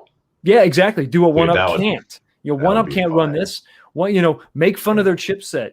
Dog them because they talk about the 120 gigawatts or whatever of power. Yeah. The speakers, they talk about that, but kind of take it to them and say, listen, you can't get they cannot do this, and then you do something where it's a lot of people say they go the safe route, go the Street Fighters and the Capcom and all that, and that's already been done. I think it's already been done. I think you make a statement. A lot of people in the chat, I see you're saying Soul Calibur and Tekken. I think that three-dimensional fighting game would be huge for anyone. That's where you go. And if you can't lock up Tekken, if you can't lock up Soul Calibur, surely they could get Virtua Fighter, right? You get Virtua Fighter for sure. I think that's exactly where you go, because that's a game that kind of broke new ground. So there's some nostalgia there. Right. It is that 3D, that step into that 3D fighting world. Arcade And then Run can't follow them. and then you start with Virtua Fighter 1, 2, 3, 4. I mean, I think 5 was available on PS3. Maybe not PS2, but so you could travel, you could go that route for a while and just sort of lean on that. And then eventually you'll pick up the Tekkens and you'll pick up the other things that people are really dying for that there's no way in hell 1-up could run. Yeah. Well, let's switch gears a little bit on Unico. This question is Zero asked. What do you think of Unico? I want you to talk a little bit. And if you don't have an opinion on them too, that's fine too. But do you have an opinion on Unico? Where do you think they are? Man, I tell you what. So with their, I love Neo Geo. I do. I think that cabinet is a great example if you're talking about building your arcade and having specific publishers, or companies, Sure. I want a Capcom cab, I would love to have a Capcom cab with 50 games on it. If you're talking about paying $600 or $700, I could maybe see that. I think that what Unico did is great because they were able to lock that up. But at the same time, Neo Geo has been pimping themselves out like crazy. You can pick up their entire collection. I think I have 4 or 5 copies. Since the PS2 days, PS3. They're a well-licensed library. Very, very, very well licensed. Which it's not necessarily a bad thing, but I think I've even got a PSP collection of Neo Geo stuff. Why? When you made that control deck, did we not get the 4 buttons? I'll never understand that. I think I'm trying to remember because I hear different things at different times. I think what I heard was they started with a 6-button deck, and that design was pushed to manufacturing, and it was just a very obviously generic 6 buttons, as generic as it gets. Right. And then it was, okay, we probably should specialize and do 4 buttons since that's our brand is a 4-button arcade machine. Absolutely. But it was kind of too late. So that's where they, in my opinion, they need to iterate on that hardware. We need MVSX 2. And what Uncle Ruckus from Unico, and I like that guy a lot, his perspective is they shouldn't iterate because the MVS original hardware didn't really iterate, and it served a long tail of generations, and it had a long tail on it. Sure. And then its successor completely it was almost like the CPS 2 versus 3 board kind of issue. But I hear that, but I just don't care. I want a 4-button MVSX, and I thought that was so goofy. And I know if people are going to add games for other platforms to it, you want 6-button. But I don't think that's why you buy the MVSX. You buy it because of that love of the Neo Geo recreation. You had the look, you had the colors. Why would you not? It was very unique and distinctive for that, and it already comes with 50 games. So what else is going to come out that you're going to need to support? Do it right the first time. Well, they didn't do it right the first time, so fix that now. Yeah, and then. Yeah, I think it already is future proofed in a way. I guess I don't understand his argument either. This is a purpose built machine, not generic for everything. Exactly. It's Neo Geo, Right. And therefore, we don't care about those extra buttons. To me, I won't say it ruined the experience. So I never bought one. I had to review one, but we had to send them back, or I'd send it to someone else to review. And they had 2 or 3 that were out in the wild that did the circuit. So I had to decide, just like any other consumer, am I going to buy this? And I was in this weird position where I really liked the product and I recommended it in that video and I stand by it. And yet I never bought it. And I think to me, that was what put me over the edge was, man, the button layout just wasn't quite right. And if I'm going to have this dedicated MVSX hardware, I need that button layout to be right. You can't deny the fact that 50 games is that's amazing. That's awesome. Whether you got wonderful. All the games you wanted, I think that you probably could have had a few less fighters, but Neo Geo was known for fighters. Right. They were. I think that, it's just like the price point's good, I think. But when you couple that with the fact that the cabinet style isn't exactly what I wanted, because it's the bar top on the pedestal. That is fundamentally a little awkward. It's a little bit, but it's not the end of the world for me. But when you couple that with the button layout, I was like, I don't know. I'm with you. Yeah. And the double coin door was weird. I realize at this point we're retreading information from a year ago. It's don't have it on the bar top. Just don't have it. There's no reason. I know they should have just never had it because nobody wants a coin door on a bar top because bar top shouldn't have a coin door, and if it does, it wouldn't be that small. Wouldn't be that but small. It's weird. Well, like Steven said, the build quality is awesome, though. And I assume he's talking about the MVSX. The build quality of the MVSX is really nice. Not everyone liked the buttons and the sticks, but the build quality of the machine was sweet. I never got to play it connected to the pedestal because back then the pedestals weren't built yet and shipped out. But yeah, I liked it. I don't know. I still might pick one up someday. I think at 500, it's a good value with the pedestal, which is what it is on Amazon, even still. Yep. But I think I want to see them build more cabinets, whether it's MVSX2. I mean, they need to do some other stuff. I know they're working on that monitor replacement. To your point, Fox, from earlier, if you buy original hardware, your CRT dies, which it eventually will. What do you replace it with? Yeah. They have an option with a board that can take, I think, at least most arcade boards video outputs, which is cool.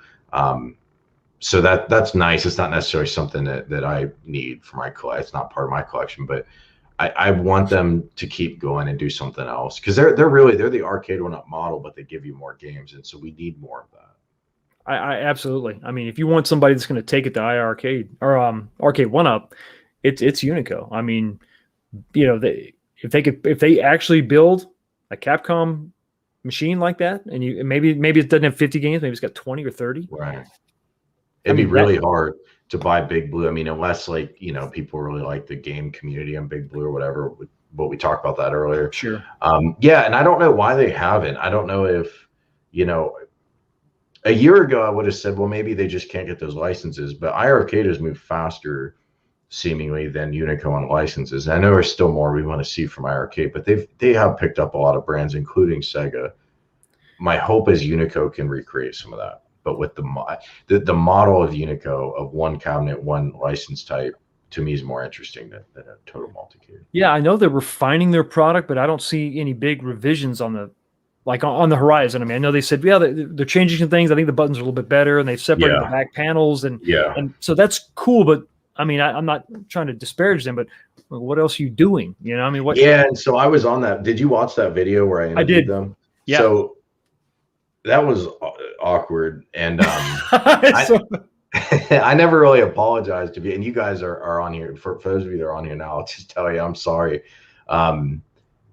because I like those guys, and I feel like they're kind of a small, scrappy company. And you know, Arcade One Up I can pick on a little bit. They're a $200 million company. Unico is not, and so and iArcade's smaller, but they got money and whatever. So I feel bad picking on them. They should have brought more to the table. I was told it was implied to me it would be a more meaningful announcement. So when I announced it, I thought I was announcing something, a more serious breakthrough. And some of the stuff you and I are talking about right now, I thought, man, maybe they're going to do 4-button layout. Maybe they're going to do MVSX2 anymore, whatever. I didn't know what it was, but I thought it was more than what we got. And I think what they gave us was okay, but it was pitched wrong. And I should have made them tell me exactly what they didn't want to tell me ahead of time. I should have said, if you want to come on live, you have to tell me exactly, because that way I know when I promote it, it's appropriate level of hype. So I oversold it because I thought it was more than it was. And then people watched the MVSX live stream, and, you know, people were mad, and I don't blame them. I was kind of upset too. Well, the one guy was on his phone. I mean, that would have been. Well, that part was, I don't know what the hell that was about. Yeah. I still don't know what that was about. I like that guy, but I don't know what he was doing calling in. There was a comment that said, I'm glad he could join us from his submarine.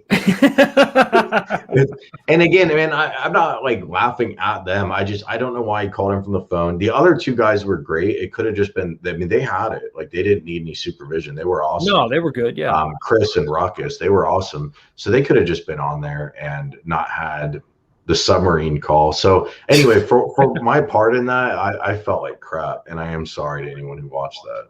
Well, I don't know that you need to apologize for that, but I think that I mean, so could it just be something as simple as a new control panel? They make it available, or they ship it out, or I mean, for me, that would do it. I would go buy an MVSX if they did that. Right. So could they upgrade current models that are out there? You know, hey, version 2 is going to have this new control panel, but we'll also sell the control deck to existing customers. Right. If they did that, and I don't know if that would change it for a lot of you guys in the chat, but if MVSX came out with a 4-button panel and with these newer, slightly improved buttons and sticks, dude, I'd be fine. P-Dubs, I shaved the mustache, and it's always weird when something becomes it was starting to become part of my identity. I'm like, crap, I don't want to shave it. But I actually was getting sick of it, and so I kept it a month longer than I would have otherwise. And then finally I was like, I'll just get shave it, whatever. But it'll be back sometime. Good times. The best I can do is stubble. I tried to deal with one for a while, but I just can't. I can't do it. Well, I can't do a full beard, so Yeah. at all. So whatever. We all have our hangups in life. But yeah, man, I'm with you. I think a new control panel with the buttons, and I realize, or sorry, yeah, the 4 buttons. We're getting kind of long on time. Do you have anything else you want to say about, just what you love about this hobby, what you kind of want to see in the future, what you're excited about? I mean, we've got new products coming, so it could just be excited about current stuff. We've got some stuff coming. I think what we've seen the last few years is flavor saver. Exactly. I've actually never heard that one. That's legitimate. That's yeah, you get a little piece of food up there. You kind of chew on that later. See, that's why I get sick of it, because I gross out. It's good. It's nasty. It's nasty. Yeah. But I think what we've got is attainability. I think if you could sum it up in one word, this was something that nobody thought they could have, or not many people thought that they could have in their homes realistically, was an arcade. And the last few years, these companies have brought it to us in different forms, in different ways. So that is the excitement that got a lot of us hooked. As the great Henry Cavill said in an interview, talking about fans, outrage, and all that, he said, I read that as just passion. And that's where, when you see people, you can call it hate, or you can call it this or that, or criticism, but I think a lot of it is passion, because we're into this hobby and it's enjoyable. And that's exciting. That's why we get pumped up about these prices. I'm excited to see where we're going. Discouraged at some of the things that we've talked about, the prices and all that. But I think for the most part, if the pricing can kind of get under control and these companies could really begin to compete with each other, I think we're going to make out like bandits. We're going to win like crazy. I'm with you, man. I 100% agree. It is passion. If we weren't talking about it, it wouldn't. If it wasn't exciting, we wouldn't care. We'd say, the price went up. Cool, I'm not buying it anymore. If like a brand of tire price goes up, you just, I'm not going to buy that brand, and you don't really complain, because who cares? Unless they're like sweet performance tires. You know what I'm saying? Right. Everybody gets excited about this or angry because it is passion. And One Up's done some stuff to kick themselves in the sack, or whatever you want to call it. So they definitely brought some of it on themselves, but it's passion. And I'm with you, man. I think I agree with that. That's a good note to go out on. I think the future still is bright. I think these companies are still feeling out their places in the market. They're trying really hard not to compete, which is, I don't blame them for, because if you compete, you push profit down. Sure. I do that in my day job with my company. I try not to compete, because the minute you directly compete a whole bunch, it's hard to make money. And then to a lesser extent, way lesser extent, but similar idea on YouTube too. Like, people have their own niches and whatever. So I'm with you, but I think over time the competition's inevitable, and I think over time we are going to see the value get better. We're at kind of a rough patch right now. We'll see if people buy at 700. Like somebody said earlier in the comments, everything's still for sale. They have, the pre-orders haven't sold out, at least last time I looked at them a day or two ago. So the market is speaking. We'll see what the market says. We'll see if there are better prices in the fall holiday time. Meanwhile, guys like you and me have to decide if we want to buy this stuff and review it, because most of these videos, it'd be very exceedingly rare for one of these arcade reviews to earn even half the revenue, the money they cost. So it's, even for us doing it as like a small business, it's still like, but I'm not going to make that money back. So I kind of have to want the cabinet to go through with it. So we got to figure that out. No, I think there's a breaking point. I think that Arcade One of us, they've crossed it. There's that line in the sand that P-Dubs was talking about in his videos, where there was a line, and I think that they stepped over it. Now, are they going to maybe have a little wisdom and step back, or are they going to inject more value in their product? I think the Simpsons cab is going to be the biggest test of their company moving forward, because I think they really screwed up, and they did not have bowling running correctly, and now they are at a crossroads. Do we swap? But see, I was told specifically it was licensing, because that would have been my assumption too, was emulation. How the hell do you go that far without having your licensing locked up? But that's what I was told by someone with a connection. But either way, so my theory, and I'll try to make it brief. So we saw TMNT come out. We saw the different listing in Canada. Like, wow, that's weird. Those 4 games, and then they pulled that. We saw full-blown articles coming out talking about Simpsons. It's going to have bowling on it, and then those articles were retracted, and people were muzzled, and it was crazy. They finally come out. They re-announce. It's officially announced again. Whatever. That the cabinet comes out. It's got bowling on it. They remove it. I don't think we're going to get bowling. And I know I could totally be wrong. I get this. I think they pulled the 4 games from TMNT because they knew they were having problems with the bowling. And they know with Konami, the only option they're going to have financially, because they could bump up the specs on the PCB and run bowling, but that's going to kill them financially. Yeah. Or keep the specs they got, take those 4 games, put those on Simpsons, and we're not going to see that trackball. It's not going to be on the final product.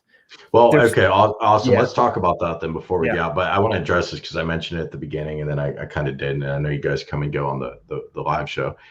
Yeah, man, I'm in this little apartment. I moved 2 weeks ago. I meant to get a green screen. I kind of just forgot to order it because my life's been a mess for the past 2 weeks, partly because of the move and some other things. So you get to see like just a bedroom behind me. I'm super sorry for that. For only $20, for only $20, you can supply this YouTuber with adequate lodging and a green screen. So super chat now, quick. Super chat now. Join. No, I'm kidding. That's a good joke. But yeah. Anyway, basically, my game room. I do have a basement in this apartment. It's part of the reason I'm here. But everything's just in total shambles, and it won't be set up for a while, but I'm gonna have to continue to broadcast from my bedroom, but I'll get a green screen or something. We'll sort it out. Anyway, to your point. So everything you said, it's just going to come down to 2 things. Number one, did they already send it to manufacturing? I don't know. Obviously they did. They're locked in on the PCB and they're locked in on the, oh Jesus, Zohar, dude, he didn't. Zohar, guys, I'm not tested. I'm your not money is making a real difference. It's making a difference in his life. Please, if you're watching this video right now, please super chat. Every penny makes a difference. You guys can keep your money. I'm not destitute. I super appreciate it, and I love running this YouTube, and the money is meaningful. But don't. We're joking. So I want everyone to know that. But thank you. That much closer. Thank you, P-Dubs. I will get a green screen. Yeah, thanks, P-Dubs. All right. So if they send it out, it's game over, right? They got to go with what they got to go with. They're stuck. And so they can't swap out the games list without getting rid of the control panel, because what else are they going to put? I think someone said Blades of Steel on Reddit, but that's a 2-player game. You can't have that. That doesn't make sense. No. Thanks, Dave. I'm not in my mom's house. Darn. My mom's house is actually very nice. This apartment is crappy, but my mom's house is nice. I should move back in with her.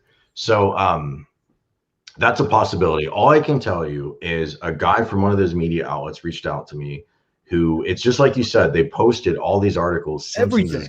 Bowling. Everything is specific. And then it was retracted. He said, hey, here's why we retracted it. We were told they have to finalize licensing, and until then we can't mention bowling. So allegedly, and I'm not here. UC is sponsored by this is cracking me up more than it should. Allegedly, it's exactly because of licensing. Now I have a hard time wrapping my head around that. What you're saying to me, Fox, makes more sense. The emulation. It really does. Well, no, I think you could be right, because to finalize the licensing agreements, they have to prove that it can run. So it's not that you're wrong. We could both be right in this situation. That's an interesting point. We could both be right in the situation where they can't get it to run. Theoretically, they thought they could pull it off. For whatever reason, they can't. Yeah. The fact that and here's what really just, when you think about it in retrospect, they denied that they even announced it. Right. After E3, they denied that the whole cab even exists on their Twitter. They denied that it was even announced. The cabinet completely, not just the game on the cabinet, but the entire cabinet. It wasn't that after they posted the goofball like donut image? That was after E3. And it was after the media press and everything. Yes, it was after E3. I mean, that was, I don't know exactly when it was, maybe a month ago. I mean, this after E3, after the CMO was on YouTube and all this, they said, well, technically it hasn't even been released. So were they actually toying with the idea of, I don't know that they were toying with the idea of not releasing it, but I think there was that much fear on their part that they couldn't get this to work, and they've already shown off the trackball. I don't know.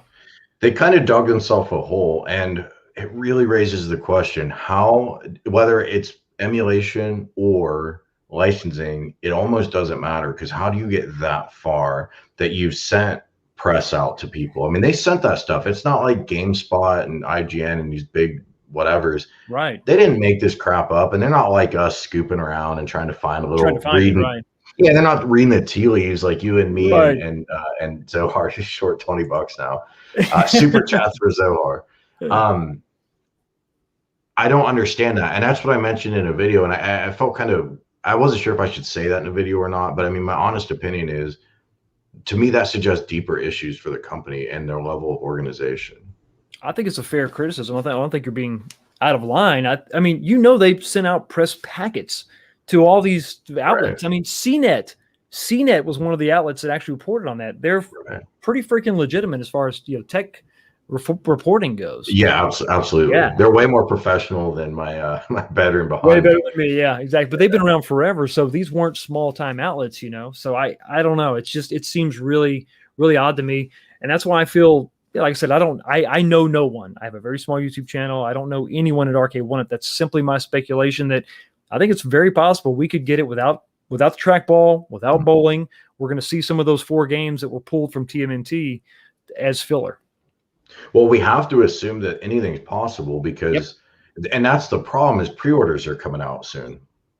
Yeah. And so let's assume they're going to finalize this by the time pre-orders come out. But how do we know they finalized it? Because they finalized it before. And that's where it gets back to what we talked about earlier. It's weird doing videos on this stuff. And Pete was mentioned, it's like a weekly sitcom. And I agree with that. And that's what we talked about earlier. But then I worry sometimes, like I've reported on stuff that they've said verbatim and that I thought was weird. Like there's stuff John D said about, I don't even know if I'm gonna remember what it was. It was something about, I don't know if it was emulation or a certain games list, whatever it was, to me didn't seem right, but I just went with it because what he said. Right. And it ended up being wrong, and the company did something different, and it like didn't make sense. But it's weird when you can't report on what the company's saying, because you don't know if what the company's saying is true. I mean, you still got to report on it because it's up to people to make their own mind. But it's almost like rumor speculation videos, even when you're going with concrete intel, because even the concrete intel could be wrong, which is like, what the hell is this? It's funny when you go to their website and you're like, well, I don't know. I mean, yes, it's on their website, but who the hell knows? It says two games in one. It doesn't tell you what the other game is. It also says it's 11 inches wide. Yeah, exactly. So, which I never thought that. Yeah, right. To your point earlier, and it's 11 inches wide. So what do you do? Report on that? Like, no, you know, it's not really 11 inches wide, but it's weird. And then like Bronski's saying, where's that AFM patch, man? That's what I'm saying.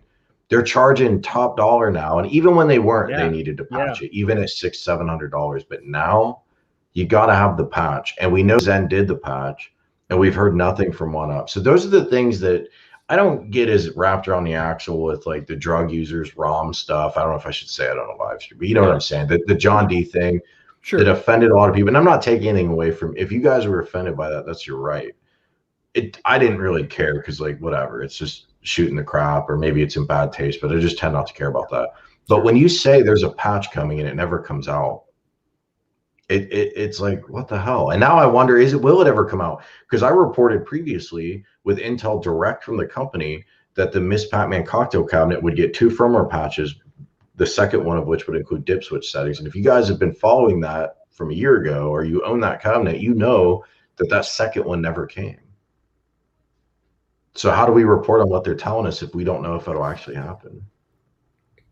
How many people bought, you know, Attack from Mars thinking, well, listen, there's that one problem, but there's a patch coming? I bet a lot of people did. I bet a lot of people did. I was on the fence for a long time. That was the one I was actually going to go ahead and grab as things began to take shape in the arcade, and then the price went up, and now I'm like, there's no way in hell. I'm not going to touch that. You know, that's like a Generation 2 price jump. Absolutely, you know? It's 100%. Like, yeah, it's like 1080p, 32-inch screen. You know, probably more tables than 10. Yeah, 20 tables or something crazy. You know, absolutely. It's because I think the look of it overall was a good looking table for what it was. I thought the look was almost perfect. Yeah. It's just I don't know how they can sleep at night. Or I'll take that back. I don't know how they honestly think they're going to be able to sell any more pinballs with a $250 jump. It's just crazy. Yeah, but I digress. Or maybe they just don't have a lot of units and they're going to take that scalper's cut. The problem with that is, okay, you make some money, but you make people mad. Scalpers aren't protecting your brand, but you are. Not So at if you're going to take that scalper's cut, that's cool. You make a few buccarinos in the short run, but is it worth it in the long run? I don't know. I don't think it is. Well, Fox, my man, I hate to go out on something negative like that, but No, like you it's said fine. earlier, well, it's what you said earlier. It's at the end of the day, it's optimistic. This stuff will get Yes. sorted. Competition will sort it probably. The prices will probably normalize, or at least the value proposition will probably normalize, and we'll get something going. I have no doubt. I think the future, for the most part, is bright. Cool, man. Well, thanks for coming on. And I did see someone in the chat said, "Hey, does 19K have a channel?" He does, and I have a link, I believe, in the description. I'll double check. Oh, if it's thanks. not there, I appreciate it. Yes, the link's in the description. Check him out. And thanks, guys, for joining us too for our ramble for two. This is gonna like kill my channel to have 2 hours long live stream. But thanks for coming, guys. I appreciate it. And Fox, thanks for joining, man. Man, thanks so much for having me. Good luck with your homeless lifestyle. Yeah, dude, it's rough. See you guys Later. later.